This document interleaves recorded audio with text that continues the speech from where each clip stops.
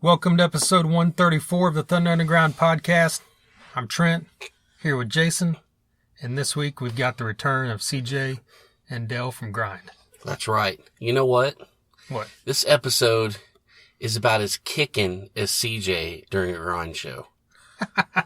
Right. But just not that good, but almost. Like actual kicks, you mean? Yes. Because I remember he talked about that, talking that Blackstone Cherry did it, and so he said it was cool, but they were ripping on him because he weighed more than the Blackstone Cherry guitarist. That's okay. As long as anyone's doing some kicks, it's fine. I might do one. You never know before this episode's over. So watch out. You might pull a David Lee Roth level kick from 1982. That's right. Don't make me do the splits in the air. It'll happen. Well, this is coming here in just a bit. We've also got the debut of a brand new song from Grind. But hey, before we get into that, let's talk about this Friday night. Steve Murdoch Productions, is putting on an event for himself. Why not? Hey, he can do it. You can do it. Why not? Yeah. You know, what was really cool is this past weekend, I went on a float trip and Steve Murdoch was there, and it was great. Yeah. I don't know where the fuck you were. Yeah. That's usually how it goes, right? So how was it? That actually was the other way around. Okay. I bitched out on that one. But anyways, it's going to be a great show. I'm going to be there. You're going to be there. We're all going to be there. And we're going to rock out. And it's, a great way to celebrate his birthday. Yeah. Steve Murdoch's birthday bash. Friday night, July 16th. Or 15th, sorry. It's his 28th birthday. Yes. At the Shrine. Featuring Grind, who we're getting here in just a bit. That's right. Reliance Code, who we talked about many times in love. Stanley's Revenge. Yes. And Curse the Fall. All right. So this is a great lineup. 4 bands. Get out there. It's only $5.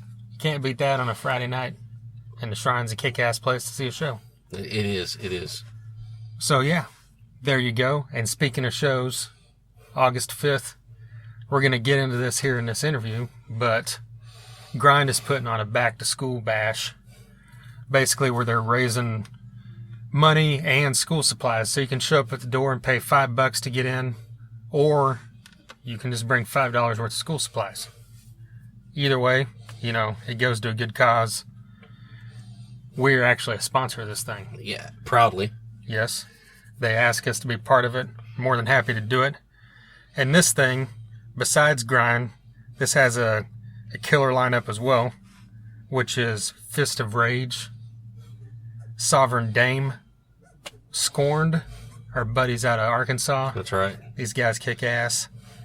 We've got Kick Tree out of Tulsa, Madewell, another great band we've seen a couple times, Steam Shovel, Burning Icarus. I mean, this is like an all-day event. It's going to be amazing. Kick Axe is going to be there. Huff a Moose. They're going to have midgets with dreadlocks. Russian guys on prepaid cell phones. Everyone's going to be there. It's going to be amazing. That's obviously courtesy of Dell, right? Oh, the yeah. Russian guy thing? Yeah. Definitely. All right, man. I'm glad to hear that because I go to too many shows in Tulsa without Russian guys on prepaid cell phones. Well, there you go. Okay. See, you wanted to do this now after I've had about 6 beers. This is what you get. Okay. Sorry. All right. I learned my lesson. Now on, we're doing these things at 7 in the morning. Yeah, exactly. When I've only had about 2. Oh, okay. Anyway, anything else we want to talk about before we get into the song? No, I think we should just, roll it. All right, let's debut this song. This is the world premiere. Only a few people have heard this. This is Bridges from Grind.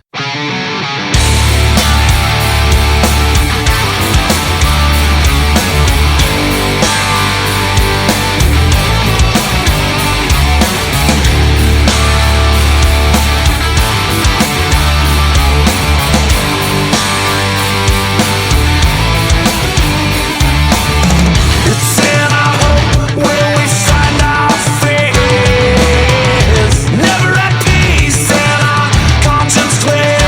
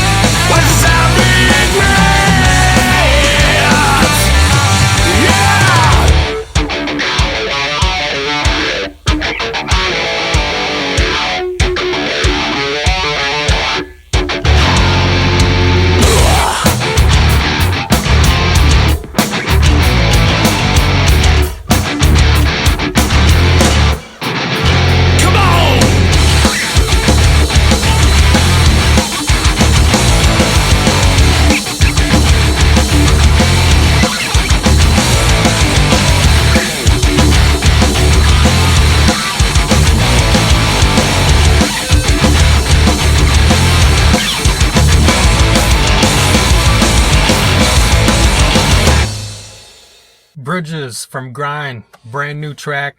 There's your world premiere. Before you know it, this is going to be all over Russia, too, because of those guys that are going to be out at that show this week. On the prepaid cell phones. Right. Boost mobile for life.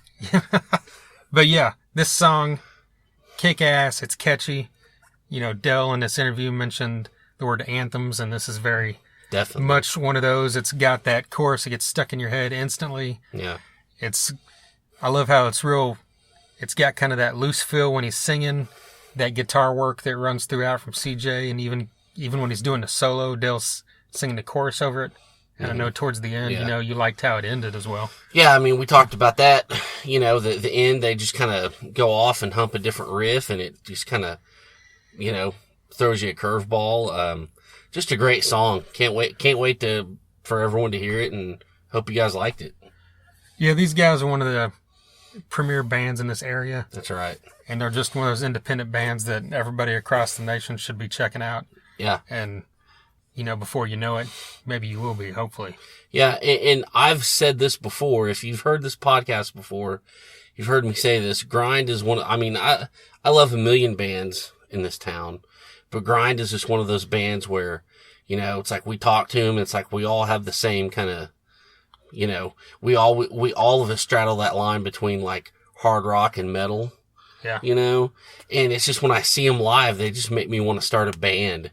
You know, they're, and I don't know, you know, that might be kind of a fuckhead comment, you know, stupid way of looking at it, but it's just, that's how inspiring they are, just seeing them live, you know?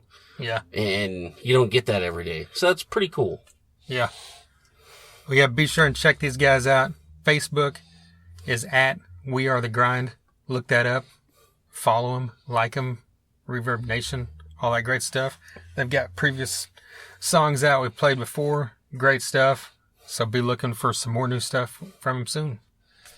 Speaking of Grind, just the other night, we recorded a episode of Porch Talk. And I say speaking of Grind because CJ was there. And yes, his name and band came up several times throughout the episode, but he never made an appearance. Because he was just sitting off camera and refused to come on camera. in the shadows. But the point is, I wanted to bring this up because this episode is now out. Porch Talk, Chris and Laura invited us over to be a part of their episode. They were doing a Fist of Rage. So it was really cool to be on their show. You know, they've been building that thing up here over the past 6 months to a year, I think. And they've had a lot of great guests as well. So we're really excited to be a part of it. And then, as of course, with Fist of Rage, who's another one of our favorite bands in this area as well. Yeah, it was an honor. It was a blast. You know, thanks to all involved. Yeah, it was a free-for-all. Just, I know the recording part was 2.5 hours at least. Okay.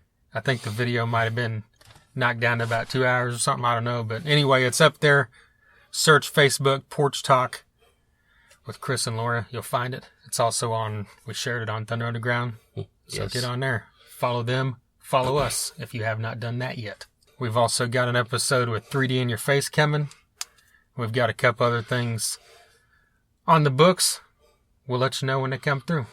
www.thethunderunderground.com.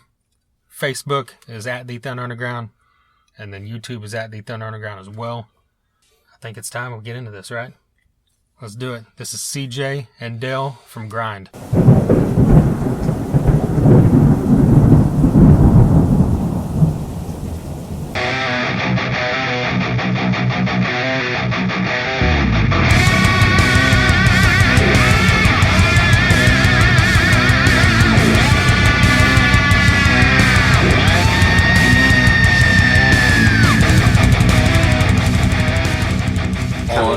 He gets mad when I don't go. Countdown. Yeah, Yeah. like Wayne's World. 5, Here we're gonna 4. All right, Jason, you're on. Oh, shit. Well, I guess let's start with, you know, we heard the 2 new songs. We're going to play one. Talk about the new stuff. Bridges is amazing. That was awesome. Yeah, Yeah. Thank you. Really like that. what it reminds you of? God, don't put me on the spot like that. I couldn't place it personally. It reminds me of something that I can't place, which Right. might be a good thing, you know? Right. I liked how it thing I was thinking about was it married like all the hard rock stuff that we grew up with that we love, but not like all the cheesy stuff. Mm-hmm. You know, and I really enjoyed how the end of it. You know, you could have just kept pumping the chorus and fading it out, but you kind of just did a different thing and riffed on it, and I thought that was really cool. That's almost the one thing. Different new song. Yeah, I wanted to ask you guys about that. You know? Yeah, it almost builded towards the end where it got even just a slight bit heavier with your vocals and then that guitar solo at the end. Right. Man, we've been set on this song for a long time. From the beginning. Actually, I had this song in my back pocket in the beginning. This riff, anyways. Right. And I kept playing it for CJ, and CJ's like, man, it's just not time. It's not time. And all the while we're doing all these other songs, this song, we just keep playing this song. And we go in the studio, we record it, and I'm in the studio trying to record vocals for it, and I'm like, it's just not right. It's not right. So we take a break, and we were away from it for a few days, and I don't know, what do you call it, an epiphany or whatever, but I rewrote the entire song because it wasn't right. And I went back in the studio and sung the new lyrics.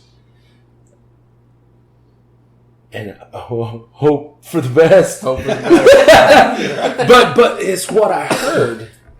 And the scary thing was with the band was those guys, they totally trusted in me, and I got to give them love for that because they were like, we've never heard this song. I'm like, I know. Thank you guys for trusting in me because I'm like, I know you haven't heard it yet. All we had heard vocally was the melody, like in the big bridge section. He had kind of sung words melodically, and we kind of knew vocally what the melody was going to be. But we hadn't really heard him sing the entire song, just bits and pieces with ideas he had. So Mr. Harvey was the same way. When we went in the studio, we weren't exactly sure what he was going to go. And like sometimes we go in everything, you already know all the pieces, but this was one that I went in knowing kind of that there were certain points what to hear melodically, but I didn't really know what we were going to get.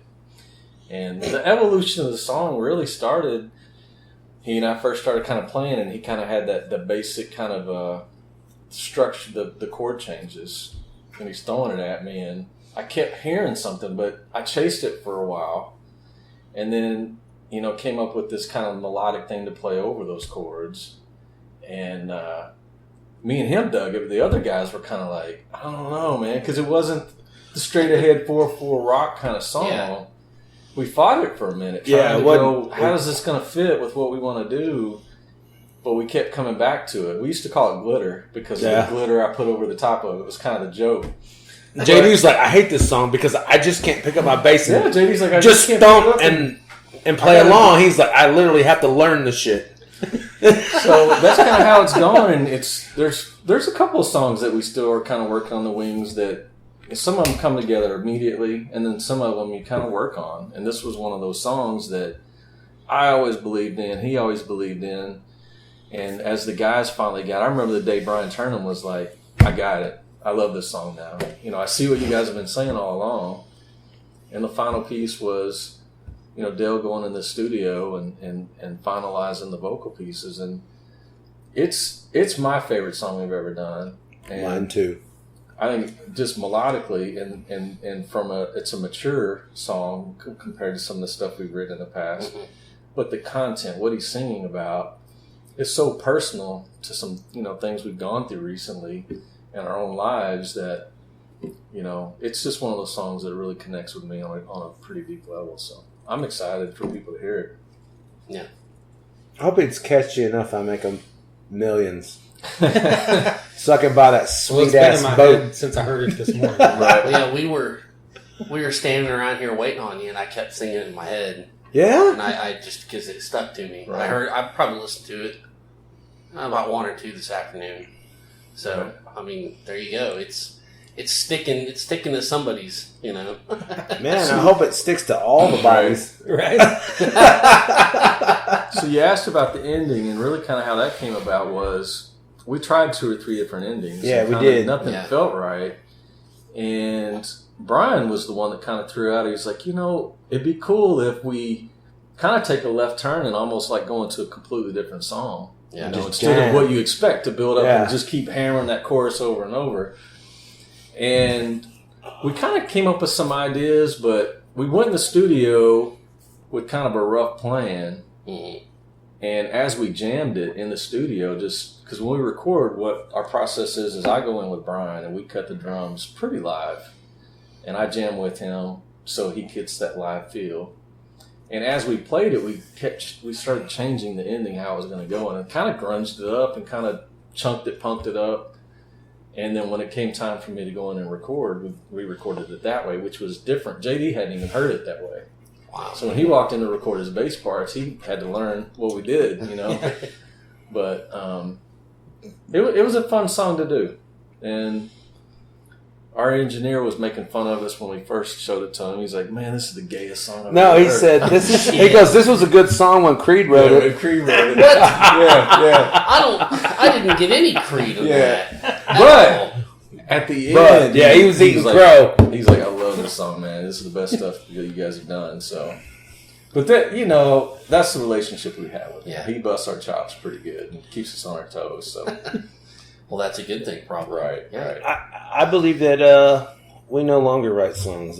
And our age and where we're at, we got to write anthems, man. We got to make it stick. Yeah. And It's got to count. that's right. Okay. Yeah. That's what we do when we swing it for the fences every time. Well, you mentioned a couple different times to me, like before, and then in that email you said it's a bit different than our previous stuff. Right. What is it about? I mean, that Identity Crisis. I mean, they're a little bit different, but I can still tell who it is. Right. Was that just you talked about that or about Bridges? But was that the way the 2 songs just came out, or was it intentional to let's do something a little different? Identity Crisis was something that CJ had come in with, and he started playing these killer freaking clean notes. I looked at him and was like, "Where the fuck has that been?" And he started playing, and Bryan just jumped all over it. And so Identity Crisis wasn't a big deal. I mean, it kind of wrote itself. That came pretty easy. But that is my favorite song of the 2. Right. Wow. Of the 2 new favorite ones we've just put out, that is my favorite of the 2. That is Identity Crisis is about all of us.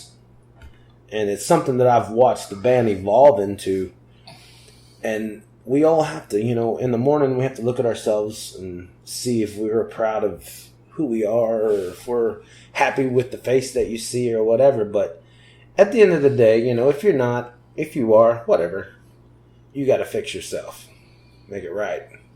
So that's what we were about. And it was keeping the band in check and keeping ourselves in check. But the new song with Bridges, I don't know, man. Me and CJ have been talking about maybe releasing an EP. Yeah. Or we're at that point where we could either go with an EP, we got enough songs, or record a couple more and do a full length. Yeah, and so we got to make a decision. What I was going with that was we have this. I don't know. We got this thing of songs that are trying to happen. We got Ananias. We got riffs that could be comparable to everything else we're doing. You know what I mean? It could be one big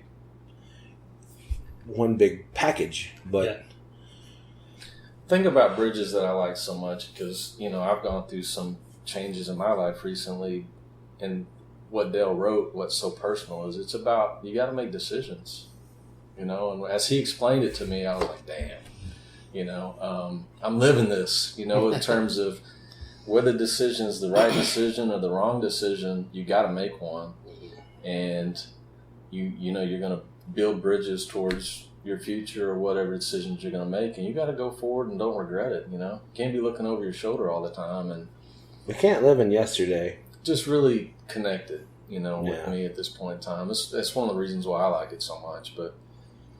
And musically, it's fun to play from a guitar player standpoint. Yeah. There's not a lot of like shredding stuff, but the guitar work it's busy. Yeah, And there's stuff it's going very on. melodic, Yeah. and in my mind, it like those King's X influences and things like that I've had that we've not been able to apply anywhere. To me, this song allowed me to kind of do those drone notes and playing melodies over them and things that maybe we haven't done in other grind songs. So it kind of gave me a chance to stretch melodically the guitar work. And then with his vocal stuff, I thought it matched up really well. Yeah. It's funny you said, when you're talking about lyrically what you were going through, that's a coincidence. Mm-hmm. That's crazy. Mm-hmm. It's like it's almost. It ain't no coincidence with Dale. Well, it's like Dale sucks it all in. He sees what's like fucking going on. Right. It's like it's almost meant to be. It's not in a way. necessarily. I'm not trying to say this I'm necessarily about the me. ultimate magi. Yeah, I'm not trying to say it's necessarily just about me, but I know that experiences I was going through, he's going through, he's seen other people go through. They shape. I mean, one of the things that when he writes, it is personal. It's not just ooh baby, stand by the jukebox kind of lyrics. I mean, it's like real life stuff. Yeah. And so that's cool about it. I enjoy that part of the process to see when we did Identity Crisis, he's writing them. They're written up on our band wall. He's writing them on the installation as we're playing. It was a mad there. scientist over there. It was there. It was there for the taking. Right. Sometimes it takes a while to get it, but I did. Bridges, ultimately, this is a terrible euphemism, but say you go to McDonald's and you got to decide, am I going to get the double cheeseburger or the McNuggets? Ultimately, you have to make a decision, correct? Yeah. Or you get both. But you made the decision. And that's what Bridges is about. It doesn't matter what decision you make. You got to build that motherfucker. You got to believe it. Was it the right decision? I don't know. But I'm behind it. And everyone else is behind it that I made the decision. Let's roll with it. And that's what that song's about. It doesn't matter. It doesn't make us right or wrong. It just means that we're still rolling. And we got to live with the decisions that we make, no matter what. Right. Yeah, man. And we gotta live with ourselves. I'm definitely a cheeseburger guy. I don't know if that's an easy decision. I'm never the nugget guy. I'm never the never. nuggets for this guy. No. I'm not No the nuggets guy. for me. I will at McDonald's. That's the only thing that That's the worst place in the world. their burgers aren't good, so I will Yes. choose a chicken. All right, that was a terrible If you said scenario like I set up or something, then. I'd say okay. You might be like, all right, different decision. Right. Yeah. Well, so you said you've got enough songs for an EP, or these songs that you've recorded as well, or that they're just written ready to be recorded? We had some that we recorded, I don't know, maybe late last year that we haven't released. We've played them live a lot, but we haven't released them. And so, I mean, we could take those 3 songs, and we did 3 songs on this go around. So that's kind of easy. But at the same time, we've been working on a couple of other songs that are probably 70% where they need to be. And maybe with another month or 2, we could probably get them into recording shape.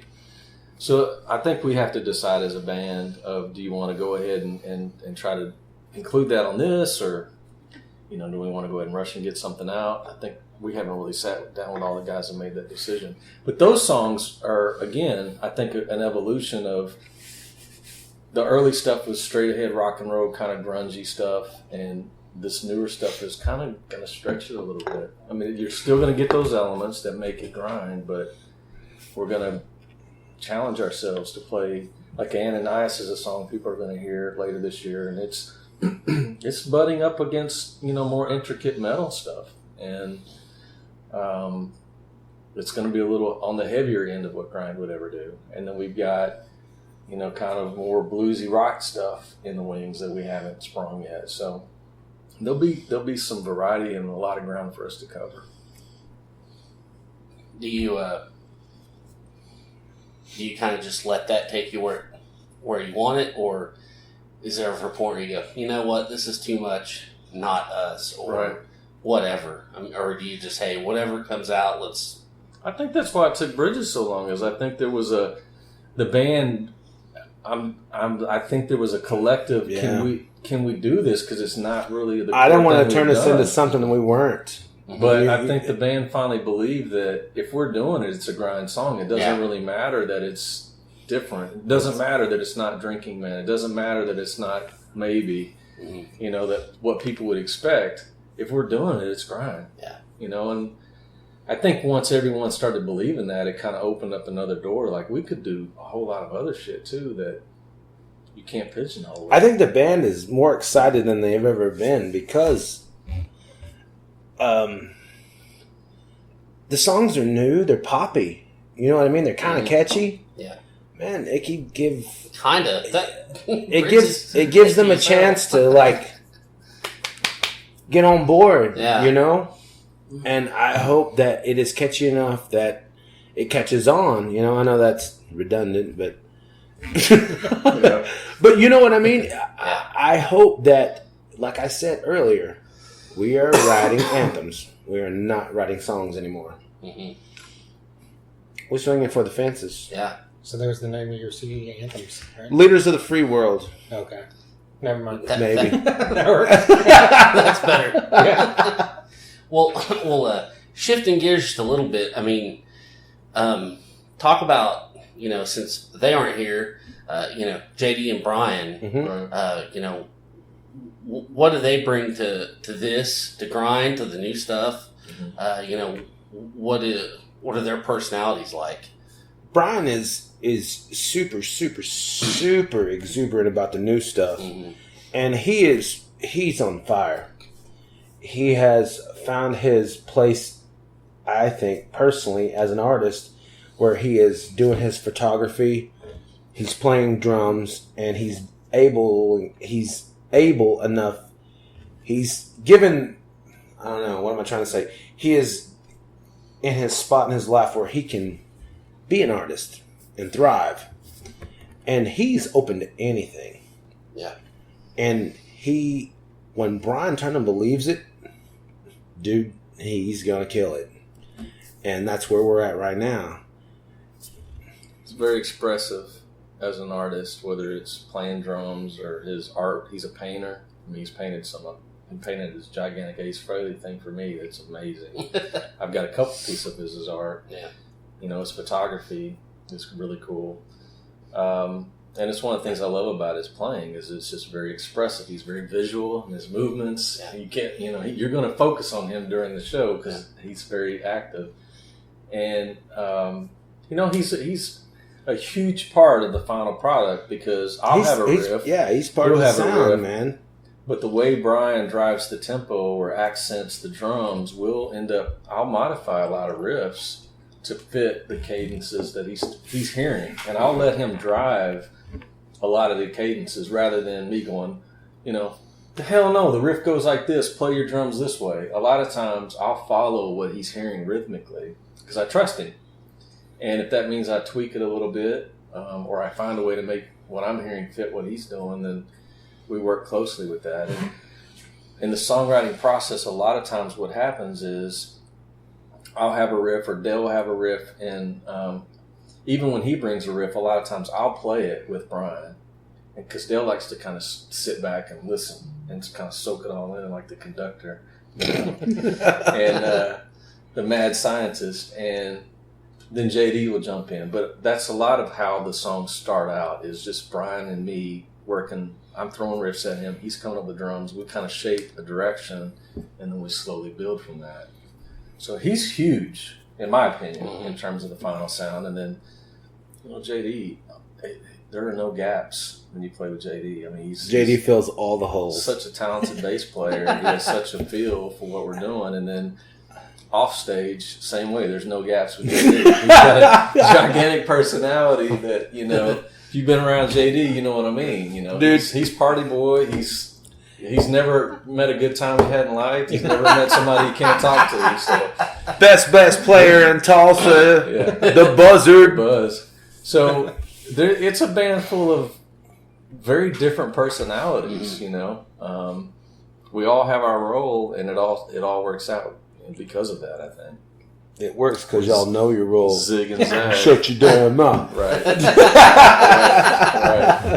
right. No jokes. Well, how did the show go in Oklahoma City at Thunder Alley? Actually, it was kind of cool. I mean, in the final analysis, I mean, we pretty decent crowd. I don't know. There was probably I think there was 2.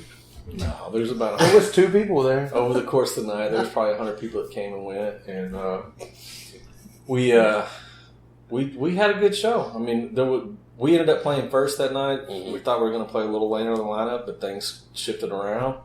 But there were as many people that showed up early as there were late. And in fact, a lot of early bands ended up playing more than the headliner did. I mean, it's kind of funny how that works out sometimes.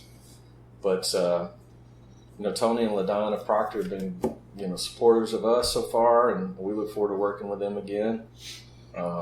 We sat out there and had a chance to visit with them and made a lot of new friends, made a lot of new fans. Yeah. So, looking forward to going back. They've done a lot with that place. Yeah. It looked like a pretty cool venue. I know it's evolved over time from being kind of like a afternoon, kind of dive bar to a rock and roll venue to now they painted, they put lights, they put sound in there, they've extended some of the stage. It looks like a pretty cool venue. Yeah. I know he was putting some work into it. Right. Yeah.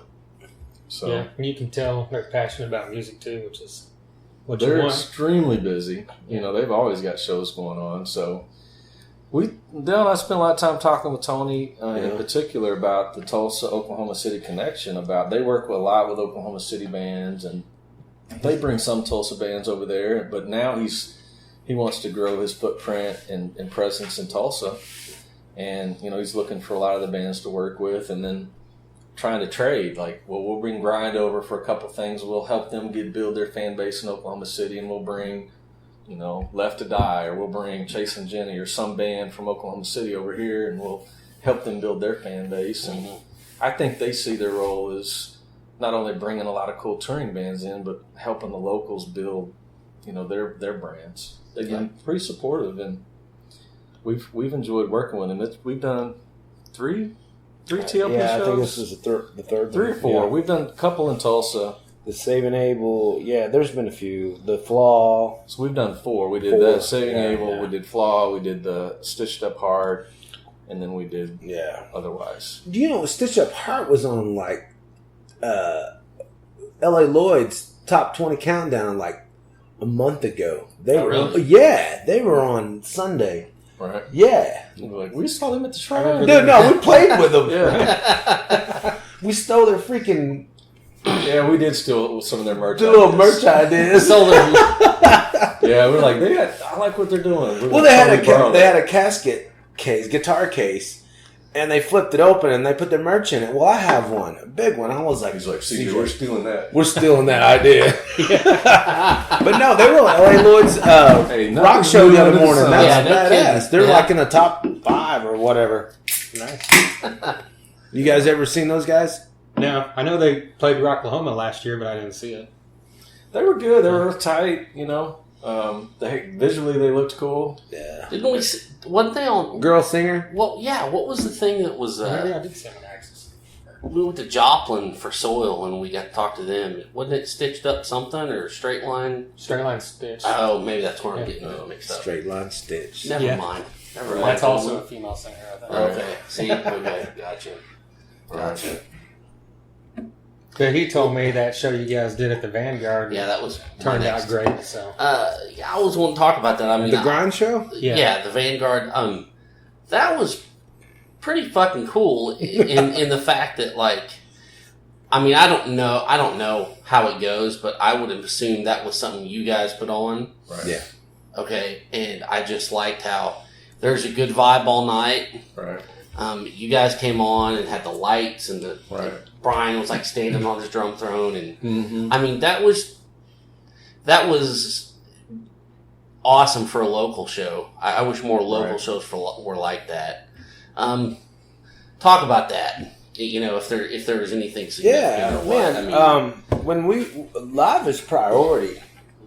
I mean, we have gotten lucky enough to be semi-national, so it's always hurry up and wait.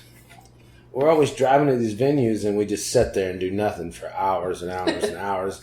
And then we get to play. We get to drag all our equipment all the way across the country for 20 minutes. So you know we get to do a lot of that. A lot of fucking just. We're here for your amusement. But when we get a chance to play our own show, and everyone's into it, and that was the night that we were given, and we're like, hey, let's stretch our dicks. Let's be badasses. Yeah. And it was our night, so that was a thing. And Bryan Turnham, he turned them out. That's one. Honestly, that was my favorite show we've played. It is. Well, that's all. See, I'm glad It is. That was the best. I had more fun that night. Pretty significant than any show we played, and we played to more people. There were 200 people through the door that night. There was I don't know. I think there was 180 paid, and then there was probably 20 or 30 other folks that come through the door as guests or in some work capacity. But for a local show, that's pretty dang good, man. It was all local bands, you know. Yeah. We had Skytown, we had Oklahombres, we had Stanley's Revenge, you know, a lineup that we picked that we wanted to have on the show with us. And I'm going to give Simon and Dustin, you know, a shout out because Simon wants to do more local shows, and Dustin's the guy that's doing a lot of those bookings. And Dustin's killer, man. They've got a very Vanguard. Yeah. Mm-hmm. Okay. So Dustin's kind of the operations manager for Vanguard. Simon obviously owns the place, and you know he's obviously very instrumental in the decisions they do. But they're looking to bring in more local shows because the locals have been showing that it can be profitable. You know, they can bring enough people in there to pay for the place, and that everybody makes a little bit of money. And they've given bands like us and a lot of the alternative indie bands that are local a chance to say, you know, typically Grind would get added to, well, Crocus is in town, let's add Grind, or Smile Empty Souls in town. This is the first time they came to us and said, we trust you guys to headline this, so don't let us down. Let's put together a cool show. Let's try to, you know, have a good time. And I think the successes of local bands doing that is just going to fuel more and more opportunities. And the Vanguard is, you know, Canes and the Brady obviously are great venues. Simon's got it going on. Simon's got it going on. They make you look like a rock star with all the lighting. The sound system is impeccable. They've got great staff. It was my favorite show. Yeah, that's awesome. I'm glad because I picked up on that, and it was a great vibe that night. Yeah, the Oklahombres told me too that was their best show, their favorite show that they've ever done, and we were shocked that the Oklahombres had never played the Vanguard. So really, we were very excited to bring them on that lineup, so they got a chance to play. At that venue. Yeah, that was a great show. I thought all the bands that night did great. That was awesome. So, what about this back to school fundraiser thing you're doing? All right, back to school. Back to school is the thing I wanted to do last year. It didn't happen, but we're going to do it at the Shrine this year, and it's a fundraiser. There's been a change of lineup. We're going to add 3 more bands to the bill. We've just added Sovereign Dame, Burning Icarus from Oklahoma City, and Kick Tree. Okay. We're gonna have and two. We got Fist. All right, we got Fist of Rage. We got Madewell. We got Scorn. We got Mugen Music, who is going to produce a couple artists in their time frame. We got Sovereign Dame. And then you get in Sovereign Dame, Kick Tree, and so this is like an Yeah. So what it is? I mean, that's a lot of bands. It's a fundraiser. Yeah. It's $5 at the door or $5 worth of school supplies. So what we're going to do at the end of the night, we're going to split all the school supplies if the band wants them. If they don't want them, that's fine. But think of here's what I think of. I have a daughter. She's 11, and she goes to a public school. And every year I get this list of crap.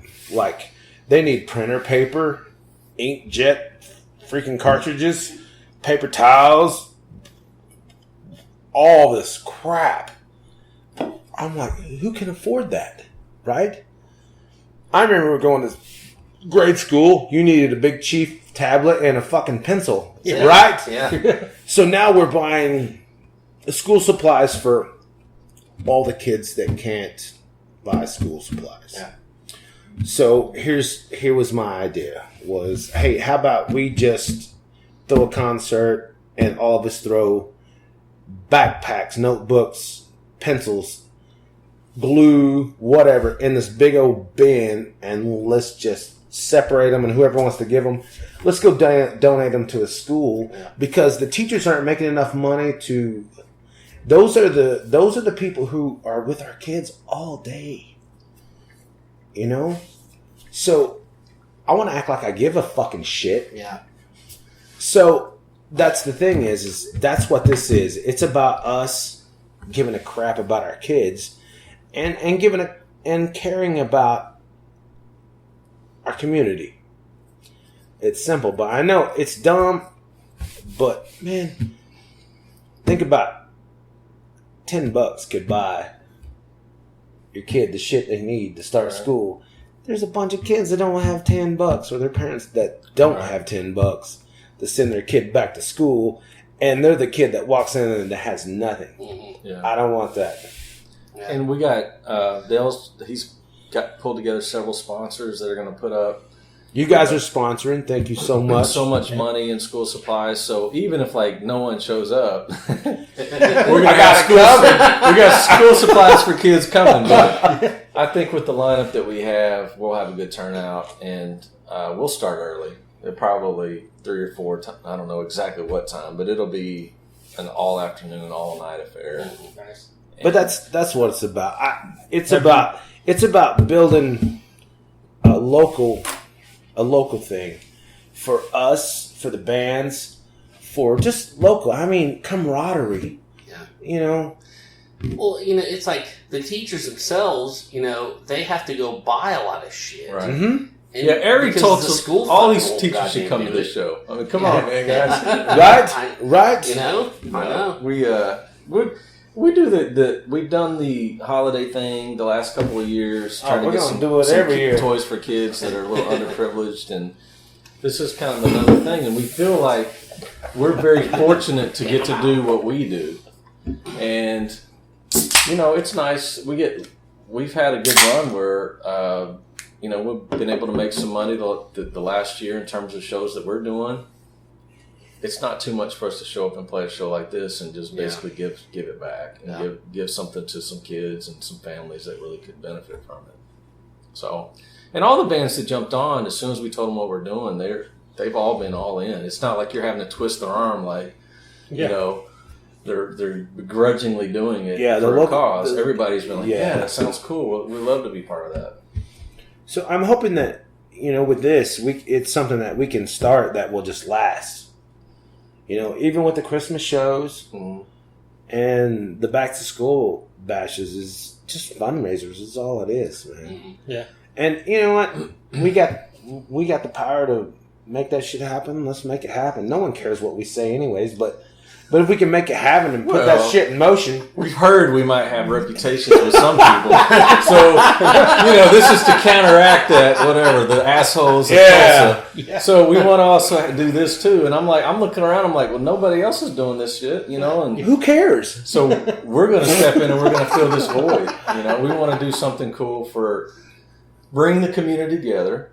And that's kind of like a secondary piece of this is, you've heard us when we came here last time. We talked about wanting to build the Tulsa music community and bring it closer together. Mm-hmm. And I've never seen as much outpouring of support as the Halata Fest. Well, nothing stops us from doing that. We don't have to do that just when there's a tragedy in our own community. What stops us from bringing all of that love and support together for something like this, or something like whatever? Let's bring it together. Let's do something several times a year in the Tulsa music scene. There's nothing that says we can't. Yeah. So That's right. hopefully it'll catch on. Well, I mean, Be contagious like STDs. Tulsa's the new Nashville. oh man, That's what I want. I you know, you kind of talk about that. I have seen more. I don't know what the word, just camaraderie or just more positivity in this scene than I've seen in a long time. I think it's really cool how there's something going on. I don't really know what to call it or what I can't put my finger on it. Mm-hmm. But there's something pretty cool when you've got. We're building bridges. That's right. There you go. There you go. When you've got just like the other night, people were traveling to Fort Smith, from Tulsa and to see a Tulsa band or in Arkansas, and people do the opposite, Mm-hmm. I don't remember it being that way. Me either. And so, it's just really cool. And I've been in the circle. I don't remember that either. Yeah, well, and so it's just good to be a part of that. Yeah, it's good to see so many people the other night at the Reliance Code CD party, that had traveled down from Fayetteville or come over from Tulsa. Don't put this on here because I don't want the kid to hear this. Whatever. They don't edit anything. What do y'all think of the Revolutioners? I love that fucking band. I love great. that band. I told him. Don't let the kid hear this. Yeah. Okay. Matt. I love this band. Matt, don't listen. Dude. The singer? And Phil, eat my butt. Yeah. Matt Payton, the guitar player, he was playing Dirty Crush. Oh, okay. That's right. He They was told me playing that. with the refs. You guys like the Well, Revolutioners? he kept telling me, he's They were like, great. these guys are great. And I saw them at Right. a lot of That's what I'm festivals. I telling was you. like really drunk and I don't remember it. But then at this show, in Arkansas, I was blown away, man. They're badass. They owned it. You see the Revolutioners and you're like, why is this band not famous? Why are they Right? not signed? Why are they not touring? I liked when they were more like dirty swagger, Stones-ish kind of rock and roll, but then sometimes they'd get kind of heavy and they'd get kind of octane-ish, and I'm like, which is great. It's like Their sound's kind of evolved, in my opinion, since the kid's been in the band. They've got a new guitar player. Yeah. They're playing a couple songs I know Matt's brought in, and to me, I can hear Matt's stuff because I listened to Dirty Crush all those years, but they also have the old stuff that they did before, and like one of my favorite songs, Pop Rocks. Matt told me, he didn't know if they was gonna play it anymore. I was like, what? He's like, CD. He's like, CJ, you can listen to it on the CD. I'm like, are you kidding me? You're talking about a catchy song, man. Phil, stop talking about this. Phil, do not listen to Matt. He's wrong. Y'all need to play Pop Rocks every show. It is a badass song. I was so disappointed they didn't play it. I was telling all the Fist of Rage guys that were there. Vernon was like, dude, they're going to play this song. Dude, it's totally the radio hit. And like every song, he's like, is that it? Is that it? And I'm like, no, it's coming up. And then they finished their set, and I was like, ooh, they didn't play it. So. Yeah. No, we're real big fans of the Revolutioners, man. That guy was a rock star right out of the gate, man. Well, whenever we do our CD release party, they have an open invitation. Good. We want to bring them up here and play that show if they're available. So Yeah, Phil. keep your calendars open, boys. Hurry up, Phil. The kid don't probably want to play. Yeah. He's mad. Well, I think I told you guys this joke that every time I see the kid, he tells me he's coming back to Tulsa, although he's living here now.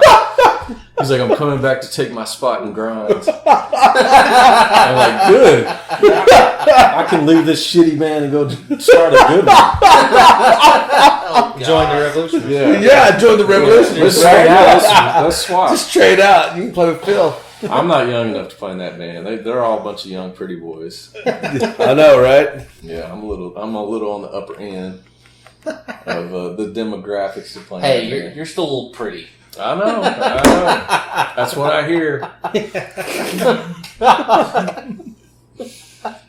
Well, on a totally different subject. Yo. We already kind of talked about this, but it wasn't recording. Whenever I saw him at the Reliance Code thing, he said, Dale thought Metallica was great, and he usually is really hard to please. Mm. So what was it? It was Lars playing that little kid. Yeah.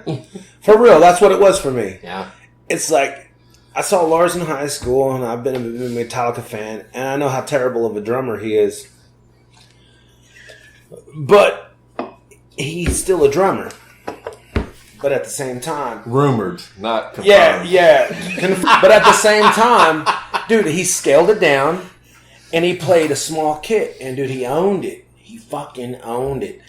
And like I said, what's his name? Trujillo. Oh my god, dude, he's made Hatfield and Hammond Hatfield and Kurt are perfect, and then you got Lars, but that guy has made the mesh like perfectly well, and it was just it sounded good. It's kind of like when Karabi joined Motley Crue and taught him how to groove. Something, I mean, I love Motley Crue, but no Motley Crue record ever sounded like that one. He's had like a groove to it. And then after that, Dr. Feelgood, those records had more groove to them than the early shit. Karabi Trujillo told Kurt Hammond, he was like, "You white." So probably the bass player did the same thing. Metallica's like, what you're doing's cool, but it'd be way cooler if we like groove this up a little bit. And that's what it was. It was the change. It wasn't. I thought I was going to go see an old man concert. I was blown away by the fact that Lars ate his pride and played a small kit, and the band just took it down a notch, and it made them bigger. Yeah, simple makes you bigger. Yeah, and blew me Learned away that the hard way. Blew me away because, like I said, I saw him on the Black. Remember the Black concert, the Black tour. Yep. What was I the was Snake there. Pit? I was there. Where he had the drum risers rising on both sides. But man, in Dallas, he killed it, did he not? Yeah, thought so. The whole band killed it. Well, I knew it must have been amazing because they'll normally be like, it's terrible, I hated it. Just about any show I go to. But when he's like, dude, they kicked ass. And I was like, it must have been spectacular then. So that's what I was telling these guys. I'm like, it must have been really good because Dale was like, no, dude, it was really good. Yeah, I'm pretty much like, they suck dick. I even say that about Bono. I went to a U2 show one time and left 3 songs in. I know, I'm like, what? I waited like 6 months to go to a fucking show, and I was there 3 songs. And I was like, all right, I had enough of you. I gotta go. Right. Oh man. Oh, Bono can eat it. He would know it. Metallica. He was front fucking row on the rail. Were you? Yeah. Oh man. I was probably right behind you. I listened to that thing. I was How on you the left basically side. you had to like mathematically calculate your liquid intake so you didn't have to pee for 18 hours. I was like amazed that you had it figured out. We had our own bar downstairs, didn't we? I don't know. I was on the rail from 3:45. Dude, I totally So would have just had to pee on the rail. I'd be like, sorry guys, but y'all might want to stand back. Yeah, if you had a floor ticket, you have to go in the bottom. And we had our own I bar wouldn't and have sat there and everything. held that for 8 hours. I figured because I was watching people go in and out of the snake pit, walking by, and they would come back pretty quick with beers. I'm like, how are they doing that so quick? But it's probably Yeah, we had our own bar. Okay. That's cool. But yeah, I mean, it was a spectacle. I hadn't Jason's seen like, him. really? I'm way up there and you Yeah. bring me beer? I had. Well, he had a bar right by him, too. Yeah, like I was the first row of my section, and I could just go bloop, and there's the bar. So, just Right bam, on. bam, bam, bam. Yeah, afterwards, he's a Giants fan, and he was praising Jerry Jones. Oh yeah, I was like that. It's like the most convenient. I mean, because that arena is stadium, whatever. It's fucking. I mean, I don't even know. You the can't word. describe it unless you see it. It's just like I went to- just like I was there for the Big 12 championship. I saw Oklahoma and Nebraska play there. Yeah, I went to that. That was Yeah. the last time I was there, and I it mean, was awesome. and I thought to myself before I went, I'm like, how is a venue this big going to be able to do anything? But it's just there's this right here, there's that right there. I mean, you are in an arm's reach. Dude, it's a city inside of that place. It really is, and I was impressed. And I was sitting, I was like in this 300 and some section, which wasn't too bad because there's like 2 sections above me. I thought I had nosebleeds. Fuck that. And there's like, and I'm like, I could see a game here. I mean, it's just insane. And you see pictures from people on Facebook that were up in like the 400s and 500s or whatever, and even the stage is like that little. Yeah, it was Right. minute. And I'm like, I don't know that I would even. I wouldn't even win if I had those tickets. So did they have like that? They have that big middle screen lit up with Metallica shit too, or is it just around the stage? Think it was. Oh, the one, the usual one. Yeah, no, the big that was one? not. That was off. That was off. Right. So. But there's basically their screen was the entire length of the field. The stage was the whole. stage. So I mean, you could see it, no matter what. But And like he said, it was like 30. I mean, it was I've seen massive. some pictures and it looked like the audio visual shit was pretty impressive. So Yeah. I mean, Oh, when it it comes was, right yeah. down to it, it was fairly basic. It was just a right, big background and then, the snake pit and that right. walk around that. But Less is more, man. But there was massive, fire and there was fireworks inside, and the roof wasn't open, Right, so they were still shooting off fireworks. right. And they never reached the top. The fireworks. You guys had a big weekend that weekend. You Yeah, guys we saw did. a lot of shows. I'm gonna tell you something. We were on the driving from Dallas to Fort Smith, Mm-hmm. and somewhere along the way, around the Warner area, a transformer blew. What was it they said? A tornado hit A it. tornado hit a transformer in a Warner. Right. So every gas station along I-40 was shut down, Really? and I had to pee so fucking bad. It was like a 30 or 40 mile distance, is what one of them told us. And for some reason, when I packed my bag, I packed shirts, shorts, socks. Didn't pack any underwear for some fucking reason. So I smelled He's like freedom. I smelled like a goddamn billy goat. And I was just like, and I had to pee, and I was like, motherfucker, I gotta piss. I smell like shit. All the way, but I mean, it was a little bit of a rough road trip for me, but it was worth it because I mean, on top of Metallica, you had, what we saw that Saturday night, which is great. So I mean, You guys had seen same week Iron Maiden, right? yeah. Then that Monday night we went to Iron Maiden, Right. which was insane. So Was was that your it better first than time the Tulsa seeing show, or was it the same show, or what? It was 2 songs were different. What did they play different?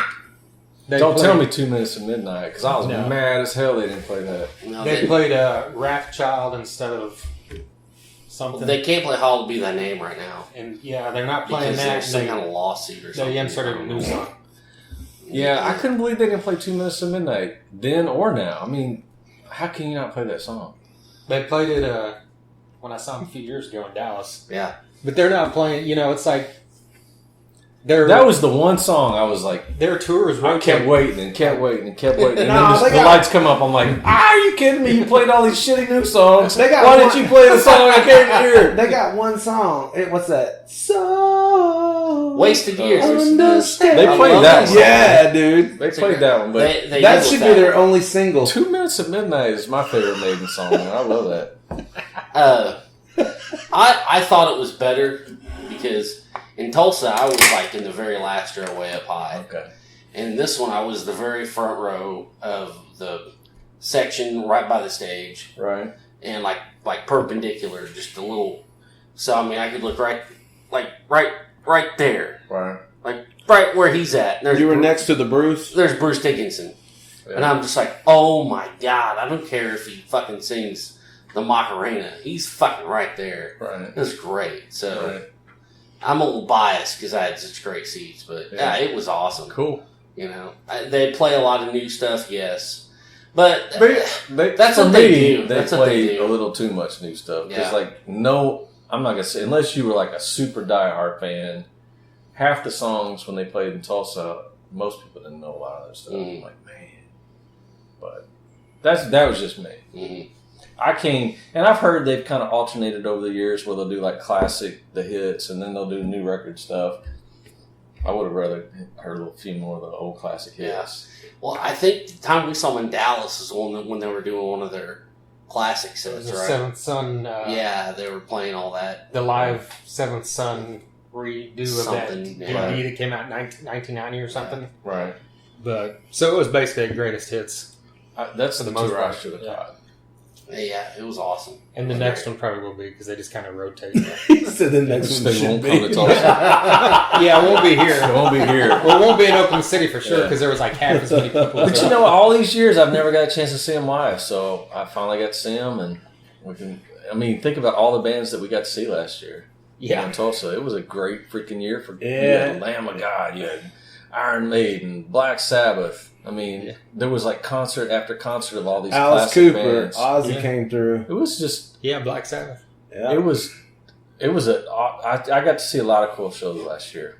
Yeah. So, And this year, Guns N' Roses Clutch, and Foo Fighters. we got to see You going to see COC? Corrosion. Yeah. We got to see a lot of cool stuff, I man. met Pepper Keenan at DTL. Right. He was drunker than Cooter Brown, dude. Well, Yeah. before you Yeah, guys... I remember their afterwards he meeting. was drunk. I'm sure he doesn't. Yeah. Well, so they finished their set, and I'm in the Brady. I'm in there taking a leak, and I look over, and there's Pepper Keenan. And I was like, "What's up?" We were talking a little bit, and then we walk out, and he like does this, and I'm like, "Dude, you have not washed your hands, Pepper Keenan." I am not getting ready to shake your wiener hand, so I was just like, "What's up?" I walked past him.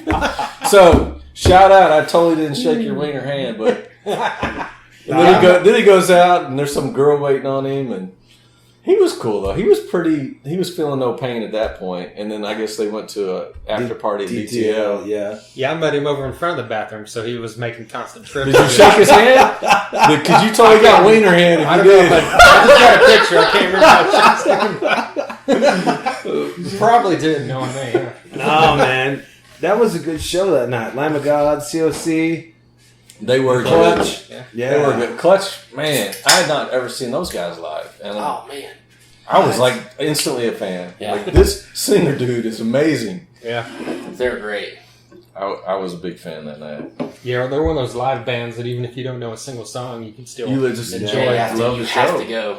And And it's just, and it's weird because, like, none of it, like, the guitar players are, Yeah, they don't really move The whole around. time He's is looking just like around. jitterbugging everywhere and just You know. energy. It's like, it's awesome. you got to watch the singer and you got to kind of watch the drummer.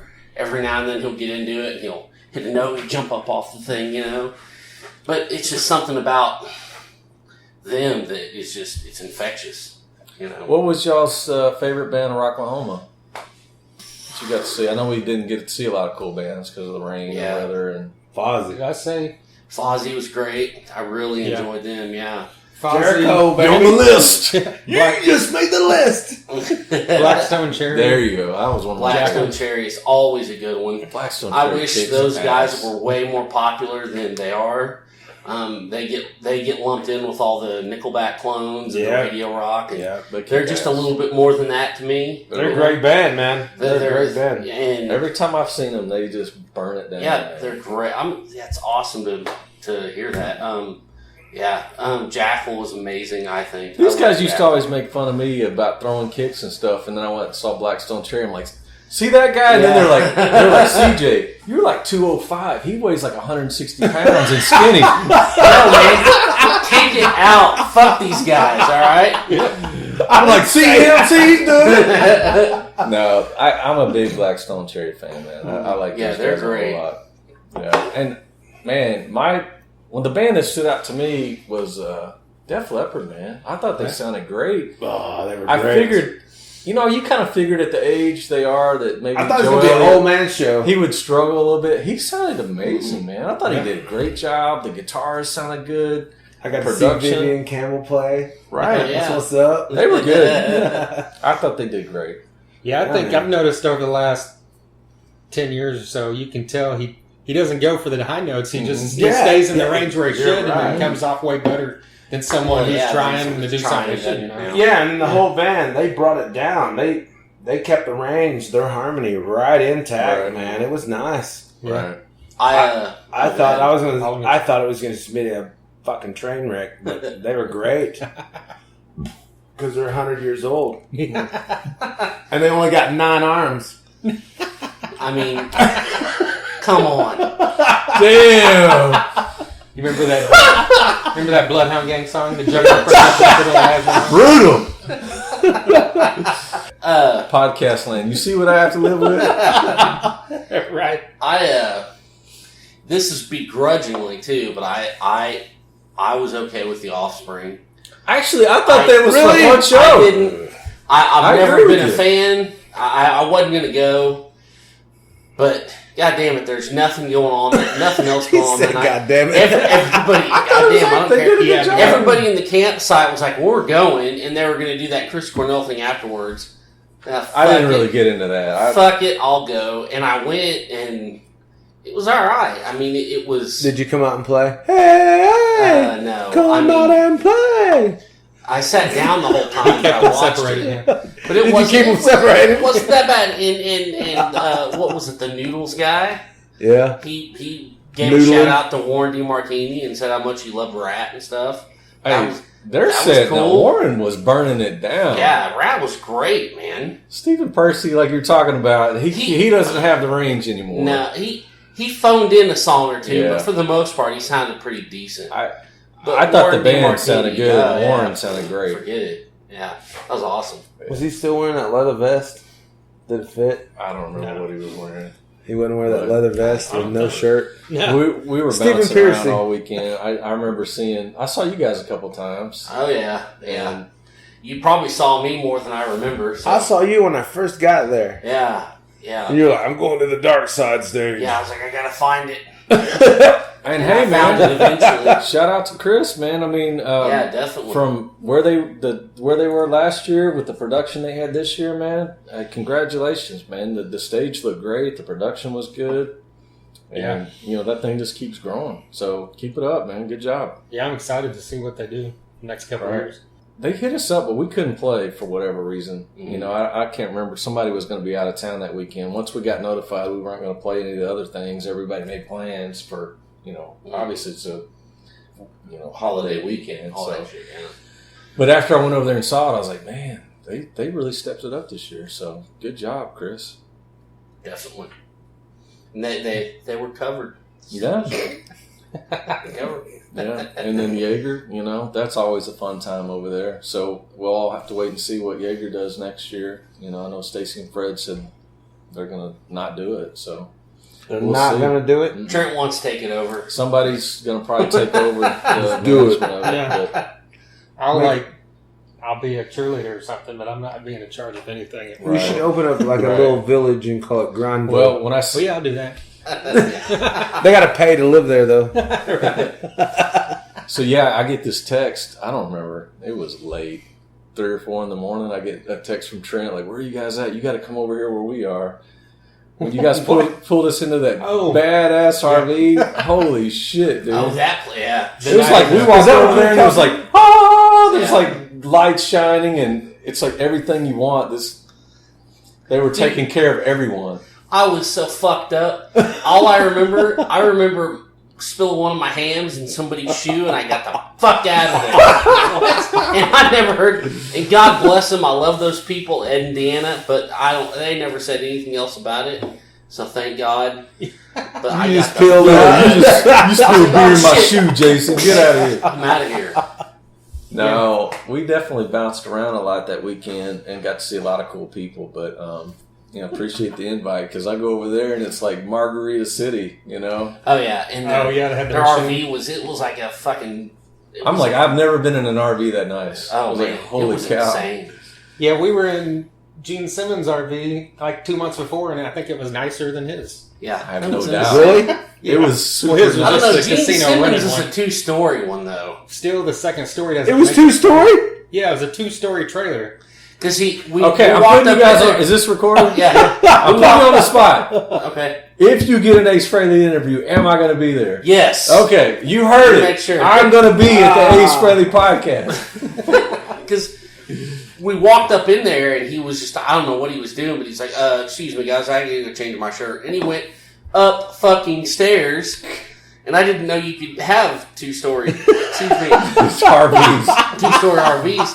I'm like, what the fuck? Yeah, we can have you be the camera guy or something for For Ace what? Frehley. Oh yeah, man. That would be awesome. You can ask all my questions. As long as I'm Trust just me, in the I'll same show up with a room. list of questions. Okay. Like, did you play on this song? Yeah, no kidding. I heard you were laying in the studio on a pool table when this one was cut. True or false? Bob Kulick recorded a lot of those solos and stuff on some of those records, and that he walked out and Ace Frehley has got his wine glass. It's like, how did I sound? Yeah. And he's like, better than you ever have. I mean, what an exchange, right? Yeah. Wow. Well, didn't he like have to record his vocals like laying on his back or something? It shocked me. That shocked me. Right, That's shocked right. me. He sang on Because his he back. didn't want anybody watching him or Right. anything. That's the What? Yeah. I don't know if it's true, He but was you guys will shy find of people out watching one him in the day. studio, and so he like laid down on his back, and they hooked up a microphone to where it would be right there, and he sang it. What? I'm pretty sure it's something Hey. like that. You be quiet. I don't talk about your heroes. Well, John Corabi's my hero. Who are See, you? there you Heroes? go. John Corabi? Okay. Nice. Yeah.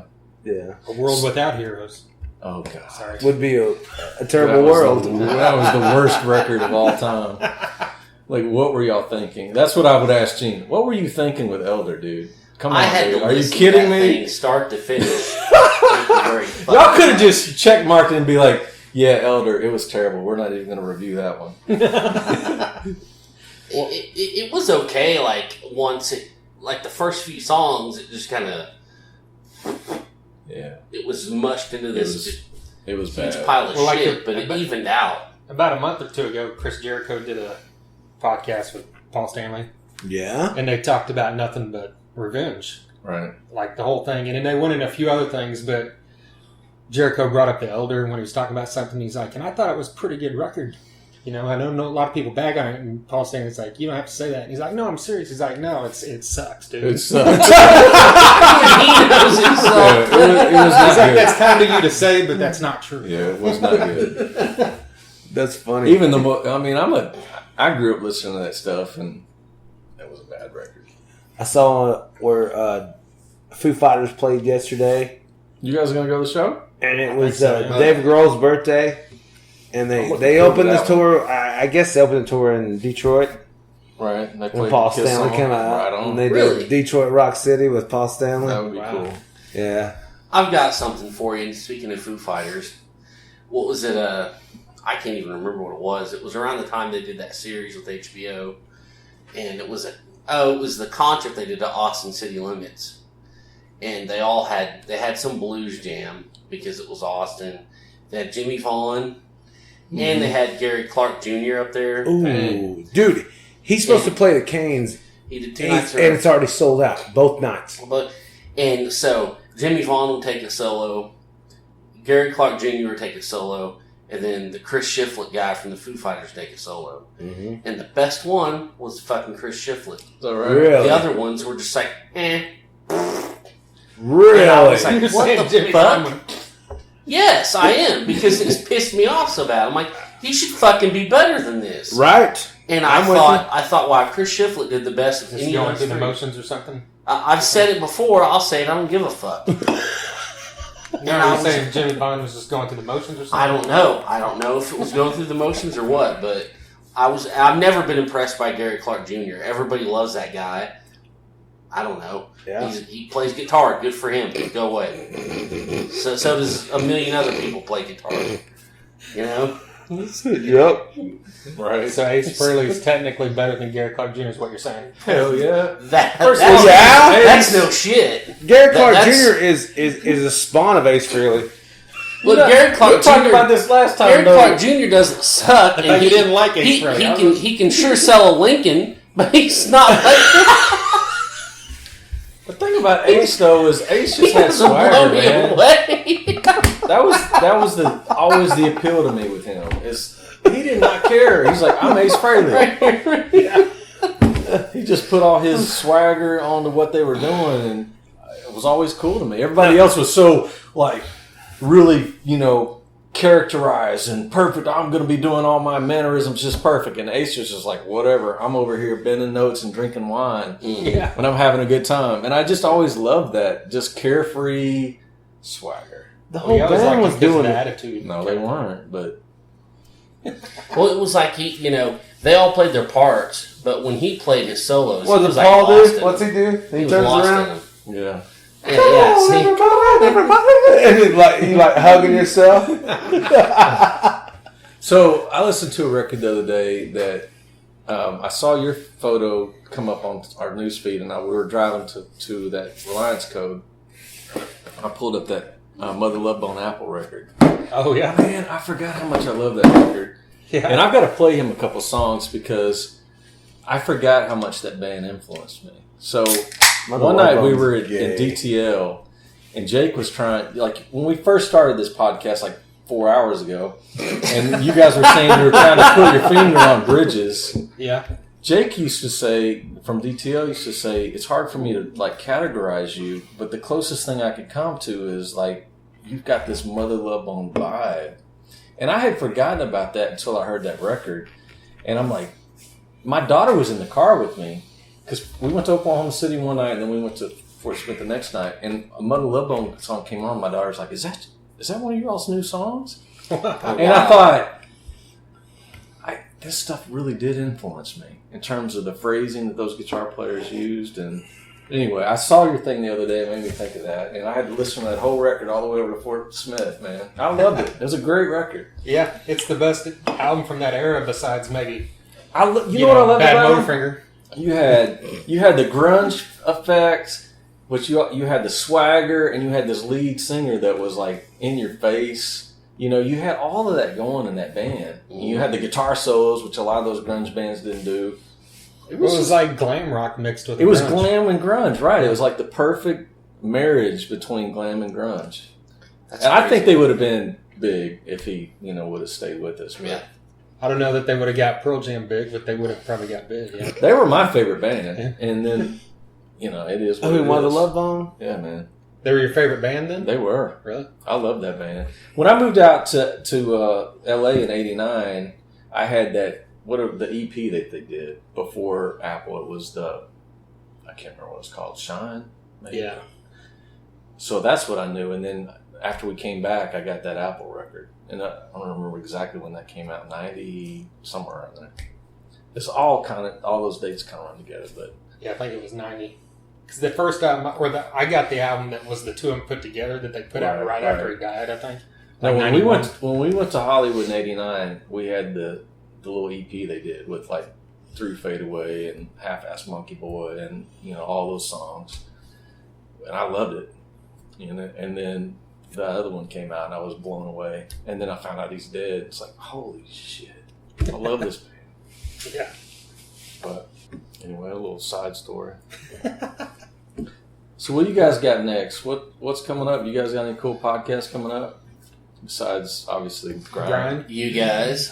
Bruce Kulick just came out today. I don't know if you saw it. So how did that work? Did you call him or Skype. Skype? Yeah. Really? He emailed him. He's like a few 8 weeks foot ago. tall. Yeah, well, I've seen pictures. Yeah, he's a big tall dude. He emailed him a few weeks ago, and he was just like, "Sure, let's do it." Really? Yeah, Hell yeah. and he was super cool. So my Bruce Kulick story, when I moved to LA, we'd go into these record stores, we'd go in these music stores, and you'd bump into these guys. Like, I'd walk into one, and this guy's wailing, and I'm not paying any attention because he's about 3 foot tall.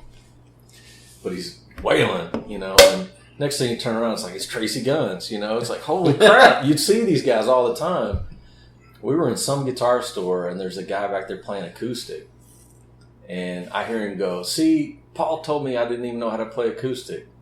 But, obviously I do. It's all this bluesy shit. And fucking Bruce Kulick stands up, and he's like 8 foot tall over all the, merchandise.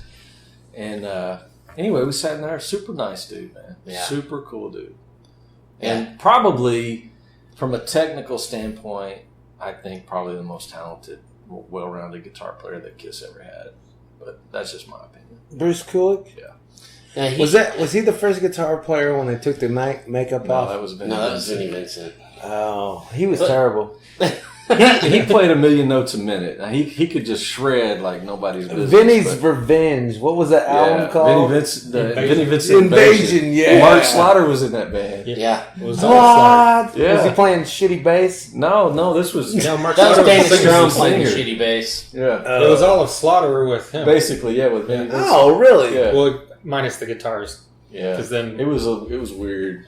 Yeah. But they had a song on one of the Nightmare on Elm Street's soundtracks, so they got a little notoriety. What's from that song? I'll make sure not to turn it down when I listen can't to this remember what it fucking was. movie. I can't When the movie comes on. Yeah, I was never a Vinny fan, and then they got Bruce. And Well, no, they got Mark St. John, and then they got for Bruce. like 9 months. Yeah. Bruce was always like he was the perfect marriage of somebody that was one of the shredders, but he always held back. He had the but look. he had like the balls and the soul, you know, that, you know. He could have ripped way more than he did. Yeah. Now, on the later records, he started turning it loose a little bit more. But you listen to like solos like Dude, Tears Are Falling. That was That's great a album. great solo that he plays in that song. It's That was my favorite album. Dude, Yes. Revenge is one of my favorite records of all time. I don't care who says what. Right. I love that record. That is my favorite Kiss album. Analyze? Yeah. Nice. My Revenge is up there with me. Oh man, it's amazing. When that Reason to record Live came is out, my favorite Kiss song. Really? No, like I was those going to love see what it songs? was. I'm gonna say you like those love songs.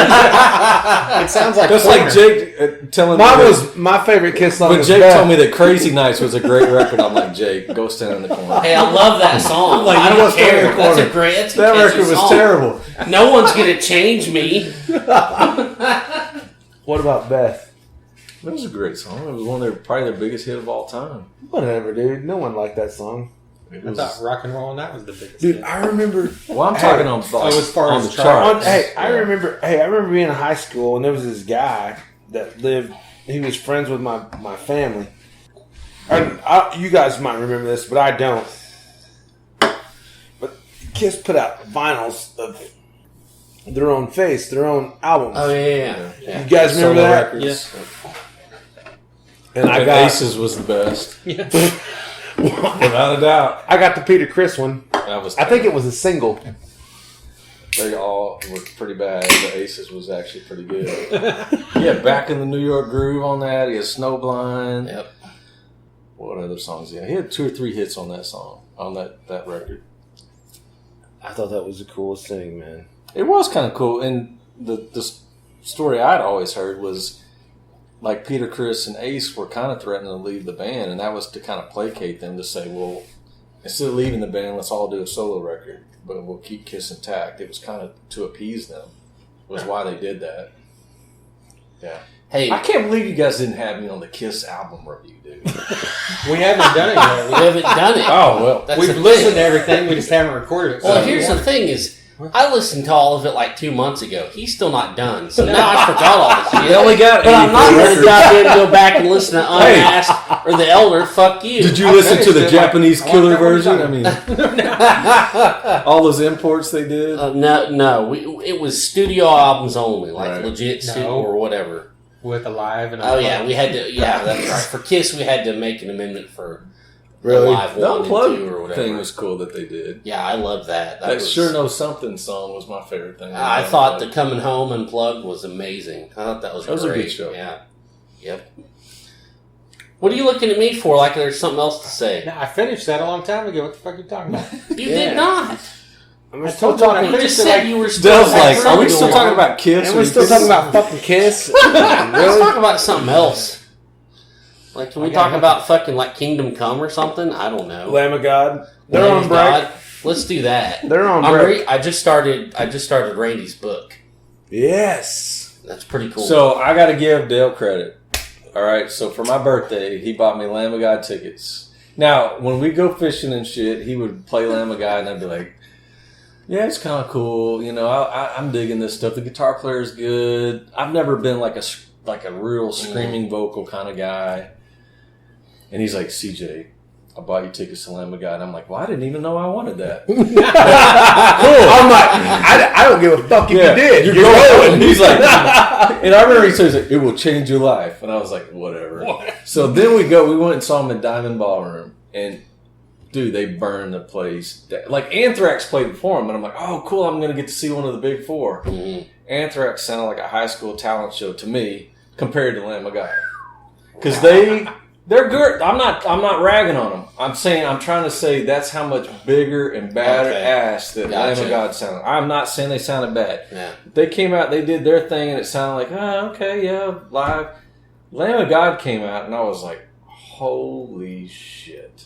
And the place was bouncing, and I had never seen that much energy in a room. Yeah. And people responding to a band. And it was so clean. You know, like a lot of real heavy bands, it's muddy. No, and yeah, it's you're right. distorted because as hell. that- I could hear like every note that Mark Morton's playing, and I'm like, holy shit. So they go to Brady. I'm like, we're going. I wanted to see it again. We're going. So I give him credit, man. He turned me on to him, and I've become a huge Lamb of God fan from that. You see some bands live and you become a fan. Yeah. And they won me over with their live show. Because I'd heard their recordings, and I'm like, whatever. When I saw them live, I was like, I'm a fan. Well, sorry. I'm like you in that, like, I've always loved Lamb of God because, especially, I don't know if, I guess it's just me, but as I get a little older, I don't want the growling so much. Right. But there's still instances where that works for me, and Lamb of God is one, because you can still understand everything he's saying, And, they're badass. Yeah, they're man. so good. They're And very badass. I even we went to see him at Diamond Ballroom in fucking 2009 or some shit. Dude, I've seen him 6 times. Yeah, with In Flames and Hate. Yeah, right. And they had that little stage packed with all these lights and shit, and it was awesome. And they're always a fun band to see live. Always. Man, I saw him at the Canes 3 years ago. I took Dan for his birthday. It was 2 years ago, I think you told me. And dude, it was standing room only. You couldn't even get a beer without getting moshed on. Mm-hmm. Yeah, man, they're my best. They're my favorite. You see them live. There's no energy like that, man. I was glad to see him in a place like the Brady. They're getting bigger, Dude, they're big. Yeah, that was awesome. They're getting to where, I don't know, man. Have you seen that? Where the As the Palace is Burned, have you seen documentary? that? Yeah, that's pretty cool. Yeah, have you seen that? It's been a year or two since I've seen that, but yeah, I've seen it. Man, they've went through some shit. Yeah, they have. Yeah.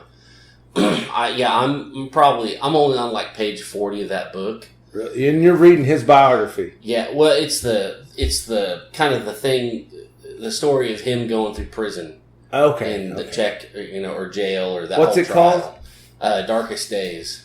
Ooh, I want to get it. Yeah, and I'm just now there's the point I'm a where book reader too. He starts with our plane landed in Prague, and then they took me away, and then he started then he went into this thing about what his band is and how he got where he got, and now I'm just now getting to the point where he's back in jail and stuff. So I don't really know too much about the book yet. I'm only on page 40, but hell yeah, it's pretty cool. It's going to be good. I want a book, and I want all the pages. There'll be 900 pages, and I'll say fuck off, fuck off, fuck off, fuck off. Flip it. Did you read page 887? Did you see what he wrote on 867? He said fuck off. But it was in italics. Yeah, all caps. He wrote it in Sistine Chapel font. Yeah. 16 Chapel font. Yeah. Whatever. Hey, CJ met Nikki Sixx when we were at Oklahoma last year. Oh, yeah. I shook his hand. It felt like I was shaking a baby's foot. His hands were so soft. I was like, damn, son. Well, first of all, first of all, it's Nikki Sixx. So I grew up thinking Nikki Sixx was 6'4". I'm 6'1". He was no bigger than me. First of all, yeah, true that. Everybody's talking to him, and I'm looking at him the whole time. I'm staring at him like, "You're not Nikki Sixx." Brian Turnham's can't be Nikki Sixx. Brian Turnham's look, it's Nikki Sixx. And then Nikki Sixx. Then he stuck out his hand, and I'm like, I'm shaking a baby's foot. It's so soft. I've never shaken a hand this soft. Because he doesn't have to work. Everybody else carries your shit for him. He announced he's retiring from tour today to take care of those soft hands. Really? Darn. Keep that terrible bass playing at your house. No, we're big Motley Crue fans, so it was actually a cool moment for the band. Yeah, it was. We were all standing backstage. He walked right up to us, and he come up to me. He was like, "What's up, bro?"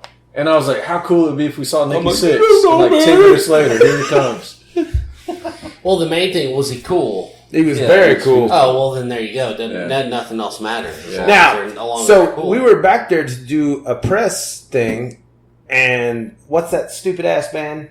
Pop Evil. Pop Evil. Right. Brian wanted a picture with the singer, and he blew us off. Yeah, they blew us off. What? He was like, "Whatever, dude." I was like, "Go fuck yourself, then." Yeah. And then Nikki Sixx just walks up. Okay, So, you know Nikki what? Sixx is cool. Well, just like us, you go up to meet Gene Simmons and he's fucking nice to you because he's not stupid. Right. Because he knows what he's doing. Yeah, exactly. Yeah. Right. Right. Amen. Yeah. Right on. Boom. He's selling this shit. Well, hey man, I just want to say thanks for all the support you guys have given us. Thank you, like guys. the whole debut of the song thing. We talked about going to, Turbo at the Cat. And Turbo, you've been great as well. We talked about doing a couple of other things with some radio spots to see if they'd be interested in doing it, but we wanted to come do it here because you guys have been great to us. Well, thanks. We Yeah. appreciate that. So we're like, let's do it with them. We'll have more fun. This would be way more. We couldn't have got away with this on the Quite radio. not. Wait, we got to play the fucking song on this Right. too? Yeah. Ooh. Right on. We should So, play the song. I hope Just everybody kidding. likes it. Oh, they're gonna. Cause If you don't like the song, I don't care. We're gonna play it anyway. if they don't like the song, it's not your fault. He wrote it. Just tell them that. Right. What was it? Yeah. What he said. Honestly, to me, I was telling. I don't know if I told you guys this the other night. I was talking to somebody else that to me, Bridges is another example of a great collaboration effort. In terms of us working together, because Dale had kind of some basic. He had a structure. He had some chords, and then he's like, "Go put your glitter on top of it." And then once we did that, and all the band guys kind of got their pieces to how it was going to work, then he wrote his lyrics to it. So it's to me a great example of the band collaborating and making something together. Yeah. So that's why I think it's just so special. Round 2 has started for us. Yeah. And, Round 2. Round Fight! 2. Fight. Finish him. We got some shows to play, but I truly believe that we need some time to grow. I mean, we come out of the gate swinging, and we've put all this stuff on the table, and we've become grind, But I truly believe that the band needs time to know who grind is, and we need a little bit of time to rehearse. Mm. I think that maybe here in the near future, that new album, new EP, whatever. But I think we've been working so much and we've been playing so much that we've kind of lost our luster a little bit. Maybe, I don't know, but I feel like that the band needs a reboot, and I think that we are going to reboot and be fresh. I don't know how else to say it, but You need some new boots with some odor eaters or something, but whatever, dude. My kicks are fucking sweet. no, he does. He's got the sweetest kicks in the world. Well, I just feel like His shit's always clean. no. I just feel like the band has to produce so much. Like, it has to produce. So we get tugged and pulled so many directions too. It's kind of been tough. It's early on we kind of got pulled into a lot of stuff, and now we're kind of like trying to pull out of it. Like, Yeah, exactly. And it's nice to kind of have a point where we have the ability that bands are scared to not do things because they don't want to lose opportunities. But we also know that we can, if we want to play a show, we can play a show. We can call up the venues in town and say, yeah, we want to put on a show in 2 months, and they will get on board. get our backs. But most of the time, And bands are being told what to do. We're trying to kind of move from we'll play anything anywhere, we'll that. let people take advantage of us, to now we're kind of at a point where we want to say, you know what, y'all taking advantage of this enough. We've made a lot of people a lot of It's money. gotten to the point where now no one we want to just do. will call me anymore. They'll call him. well, no, that's the thing, because you don't want to oversaturate, and like what you guys have at the Vanguard, it'd be good to have that 2 or 3 times a year as opposed to Right. just We did it all the time. Too many times. Too many. I would say You're right. that night at the Vanguard, the thing I was most proud of, I thought all the bands did great. The There was another show across town in Shrine with some great bands. Mm-hmm. Yeah, We still pulled 200 people that night. Yeah. And I was very proud of not only our band, but all the bands that worked together to make that happen. So you can do it, but you can't do it like all the time. Yeah. You know, and so now we want to be like, well, we did 200. Well, next time we do Vanguard, we want to sell 400 tickets. Yeah, we want to sell it out. And the venue owners know that. But we're going to work. Yeah. You know? Yeah, Exactly. they know So, that. I think if there hadn't been a show across town, we probably would If there wouldn't have been, we would have probably sold 300 plus that night. And I'll be there. He might not. 'Cause he sucks. Yeah, He wasn't Trent. there. Thanks, He man. wasn't Yeah. there at all, Hater but- number one. He's like, I've only seen Grind like You've every only time. seen Brian half a time, half a show. Right. He's like, only a half a You show. guys got to see the show that everything went wrong, and I was like, "Give me your guitar now. Yeah, but We're gonna finish but this show." The way you guys covered that was awesome. But So you that's guys why saw, that worked out, though, even though it probably wasn't how you wanted it to go. you guys told him what I've tried to tell him. Y'all saw something in him that night when he didn't hold a guitar, right? Yeah. Yeah. He commanded the stage. Yeah, I've he been did. telling him more and more of these opportunities to look for these chances to get out there and just be Godzilla, man. Yeah. Forget the guitar. He wants you to put the guitar down. I know, right? He's like, you're not that good. No, it's not that. It's not that. It's not that at all. Let me play. No, but you're right. You guys saw a yes. different persona when he was like walking around and owning the stage, and I love seeing it because it's Yeah. like all of a sudden I see this giant Godzilla come out like this is my stage. That's right, and it I did. love it. We kind of did that at Vanguard too, right? Right. So And I told them, they know. I'm like, man, I want to put the guitar down a little more. I want to sing. some of the songs it works. One there's And some I'm like, songs 2 guitars we need. Don't think you're getting another guitar player. Fuck that. Ain't happening. Right. You can do that thing like Vince Neil in the Same Old Situation video where he Yeah. just has the guitar on him but No. never plays it. It's a what's that song? Which one?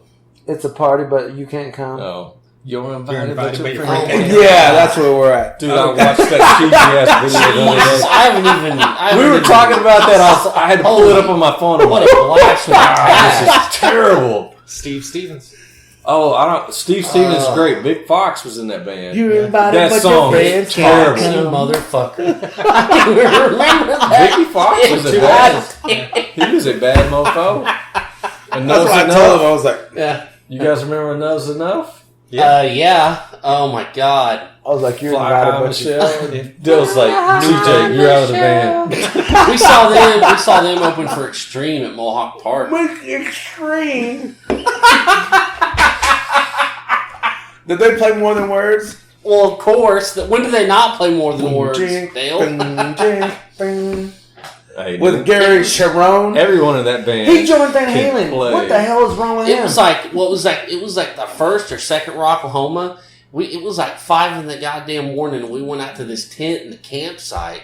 We were watching Dirty Penny or whatever one of those Dirty Penny. those C grade 2007 glam I bands. partied with Dirty Penny a I bunch. thought they were They were Rocklahoma great. legends. Yeah, they were awesome. That's the first time I met And John Trent's Carabbi. like, was hey. hanging out with Dirty Penny. Yeah. Trent was like, "Hey, look behind you," and I looked right behind me, and there's Chips Enough, and he's like just in his little fucking hat and his little round John Milne glasses, and he's just hanging out. And I was like, "Wow, Chips Enough, all right."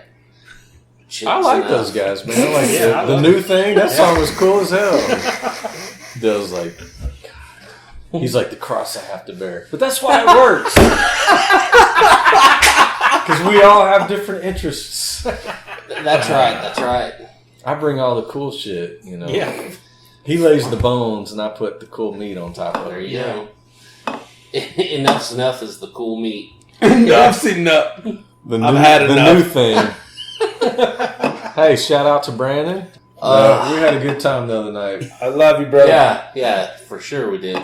And thanks for everybody that stayed late, because it was late when everything ended. So thank you all. Oh, he's got 2016. What? He Your went to like t-shirt. 2 of them. I was just looking at your date on your shirt. Oh, yeah. I went to Dallas and Houston last year. What's his favorite? I want to go, but I don't want to. You're invited, but my your friends house to can't have come. to go. Vince Neil wasn't there, thank you. He was at Frontier City recently. Yeah. What would be worse? Being on a roller coaster and getting stuck at the top upside down, or having to listen to Vince Neil live? It'd be stuck on a fucking roller coaster in the cab with Vince Neil and Glenn Danzig. And listen to them two argue. I'd rather see Vince Neil because at least I can watch his drummer because that guy is amazing and he's insane. Because Glenn Danzig upside down is like, Mother, would you get me off this ride? Did you know I used to sing in Misfits? Oh, Mother. Fuck, Mother. Give me some weights to lift. Not Vince Neil, though. He just look at Glenn Danzig and is like, you're invited, but your friends can't come. That's all he's got. Here's something. If Glenn Danzig were in the equation, I'd invite all of his friends, but not him. Ooh. There's something. Just to piss him off. He get mad. Exactly. He put some of that evil juju he's got. It's all right. Punch if you had a camera. It's all right. You don't like Glenn Danzig? Oh no, I'm fine. I've never I like the been Misfits over the moon stuff about him, but more than I the really solo like stuff, the Misfits stuff. personally. I like a couple Danzig songs, but Danzig 3. Lucifage. how the Yeah. gods kill. Hey, what's it? How the gods that... How the gods kill. Yeah. Oh, Yeah. yeah.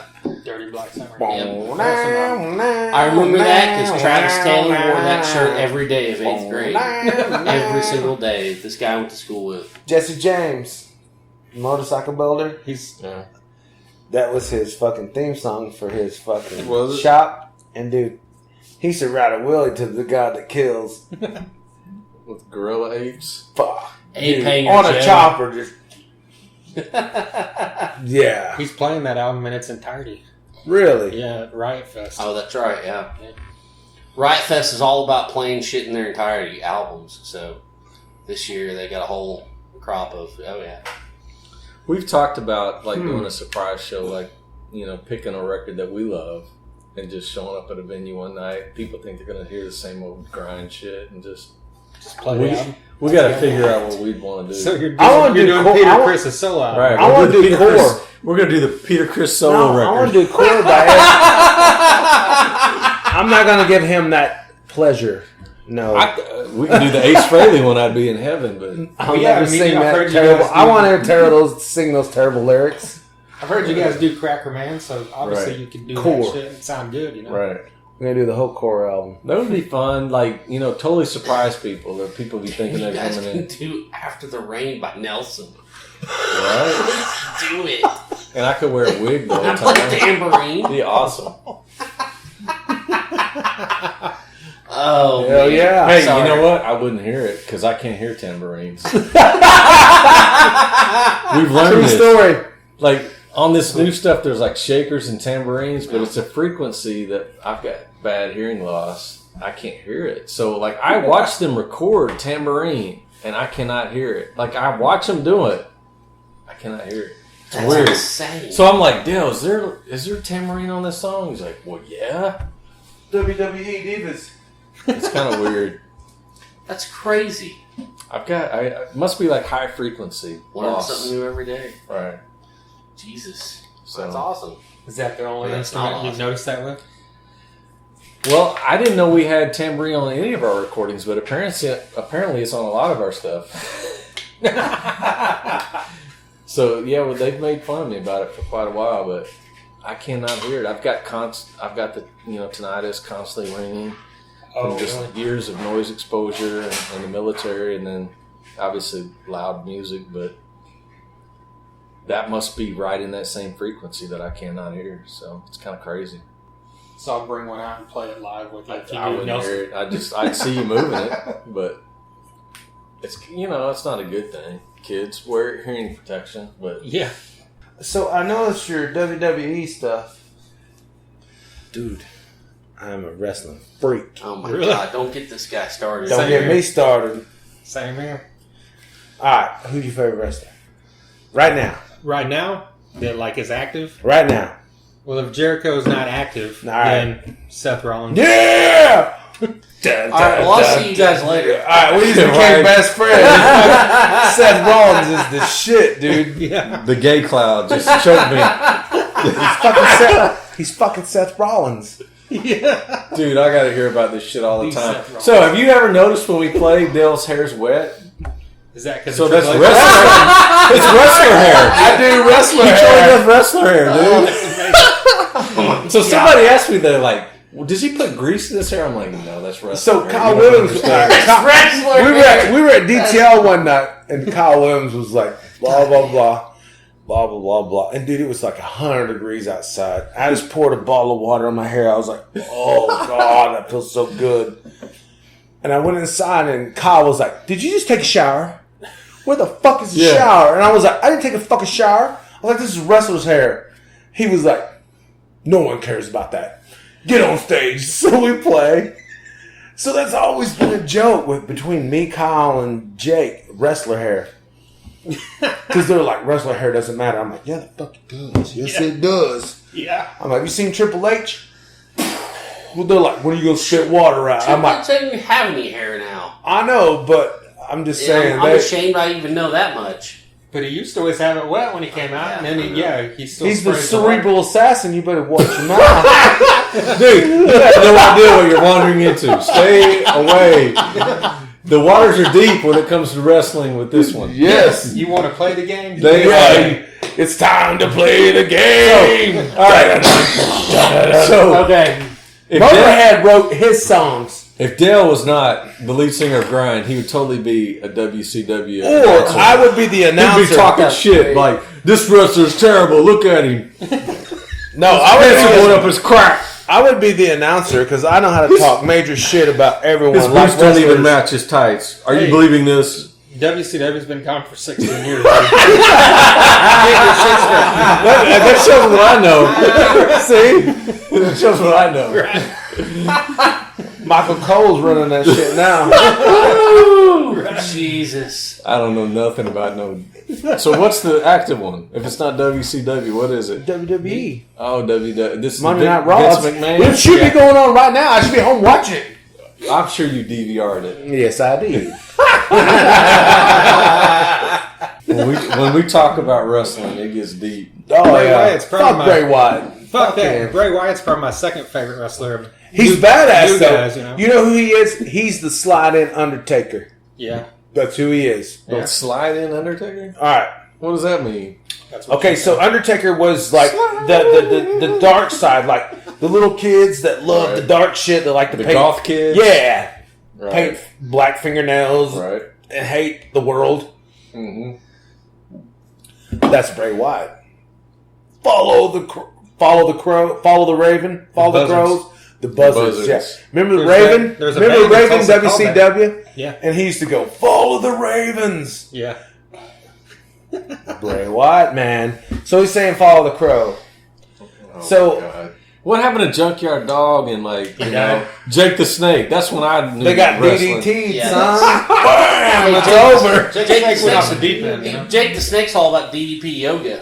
Well, he is now. Remember DDT? Yeah, But there was for many years. DDT, baby. No, DDP. Oh, I knew about DDT. Diamond I Dallas knew about Page, DDP. baby. Hey, Bang! Hey, I You're did confusing me with Hey, acronyms. I did DDP yoga for like 3 weeks, like a month and a half ago. And I felt amazing. And then I was like, oh, yeah, I really like being fat and out of shape and hating myself. I'm going to stop doing it. So I stopped doing That's it. really weird. I need to get back into it. You should. Fucking wrestling, man. I love wrestling, dude. I was at WrestleMania last year. That's what that program's from. You went to WrestleMania? Yeah. You were in Dallas? Yeah. Man, I have seen everybody but The Rock. He's the only one I have not seen. Saw him a couple times back, way back. He's I've got a the, football he's the autograph, but- only one. Everyone else I've seen, all of them. The Rock is the only one I haven't I was seen. like the turtleneck with the necklace and the fanny pack rock. When he first Really? came out, you remember that? No, when he first came out, he was Generation. He was He was Rocky Maivia, and he was Generation. The multicolored. Yes. I might as well just go and then home. they started wrestling. He got in a fight with Farouk, and he decided to be The Rock, and he got in a fight with all those guys. Yeah. Rocky Maivia. Maivia.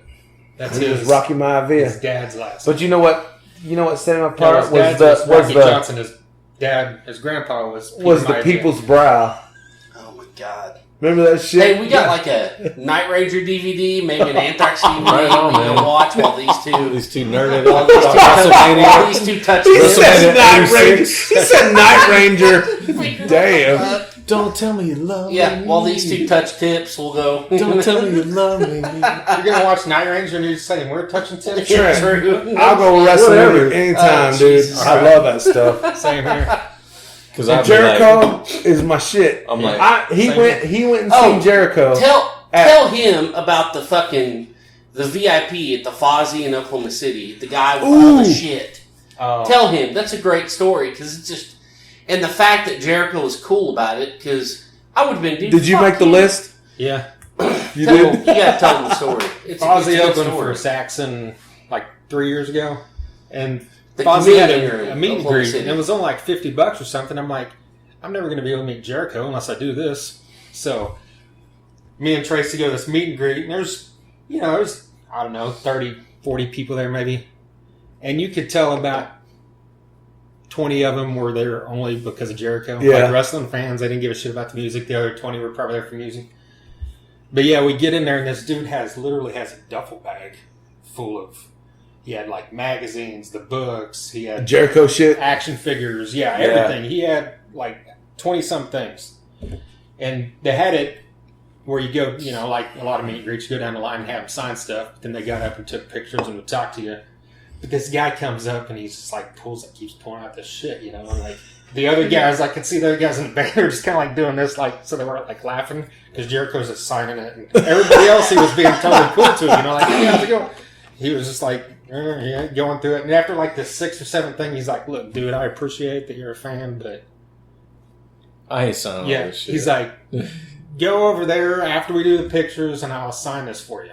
And literally after he did everything, all the pictures and everything, he walked over there and signed it. He signed all of it? Yeah, he's like, I don't know if you're putting this on eBay, but I'm going to sign it for you. And That was pretty cool, man. cool about it, And the Pretty guy's cool. like, no. Yeah, I You wouldn't could have tell done the guy was probably not selling on eBay. He looked like a dork, So like,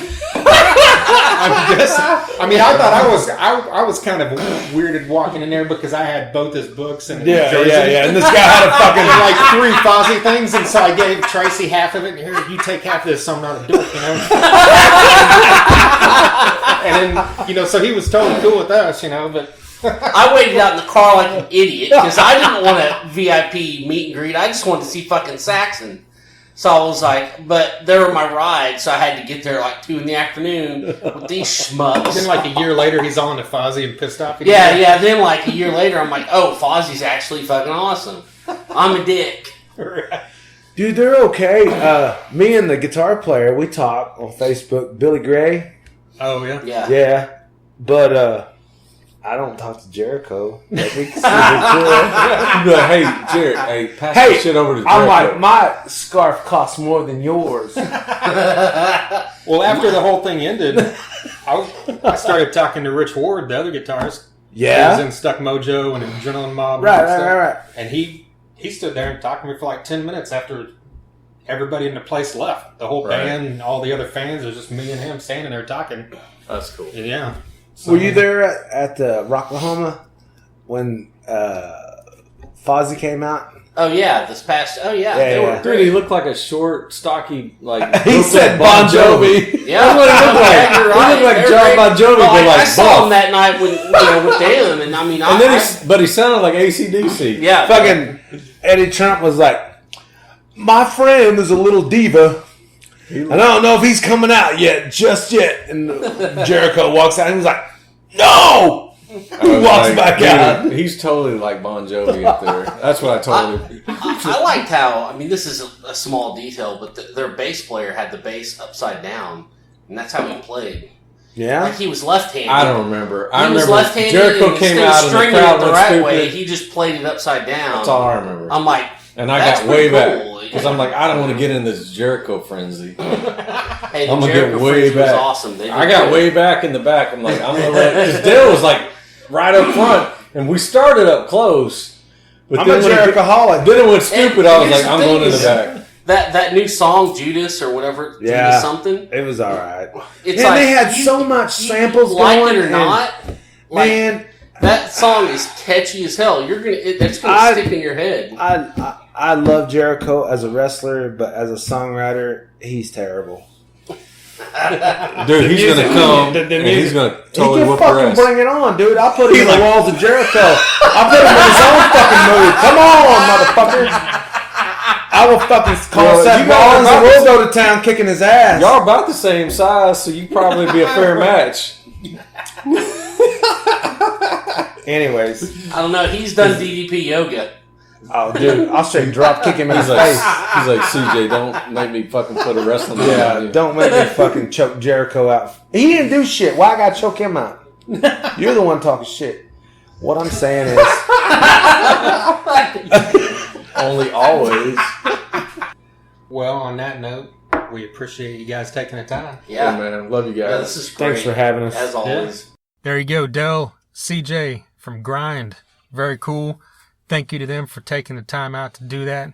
They came over to the house. We just sat down at the table, had a lot of beers, Yes. and talked for a while. And even once that audio that you heard ended, there was probably another hour and a half of just sitting around listening to music, talking Shooting about shit, random yeah. shit. Yeah. Yeah, that's awesome. And most of that stuff probably wasn't suitable for air anyway. So it's a good thing that the mic was off. Right. Like I mentioned earlier, TheThunderUnderground.com, Facebook.com/TheThunderUnderground, Instagram and YouTube are both at The Thunder Underground, and Twitter is THNDRUNDR Ground. Every Monday night, 7 p.m., we are on 1027WSNR.com. We stream there. Very happy to be a part of their radio station. It's the largest rock online radio station there is. Got tons of listens, and we've actually moved up to number 2 on the listener list this past month, so quite an honor. We sure have, thanks to everybody that listened. Yeah, if you're listening right now, we appreciate it. If you are a new listener and this is the first time you're listening on 102.7, you can get on soundcloud.com/Thunder-Underground and find all our back episodes. There's now 133 previous episodes. We had on Doc Coyle, who was formerly of God Forbid. We've had on guys from Death Angel, Battlecross, Shinedown, Avatar, Kiss, Gene Simmons and Bruce Kulick, both from Kiss. That's 25% of the living members of Kiss. That's right. Who have been on this podcast.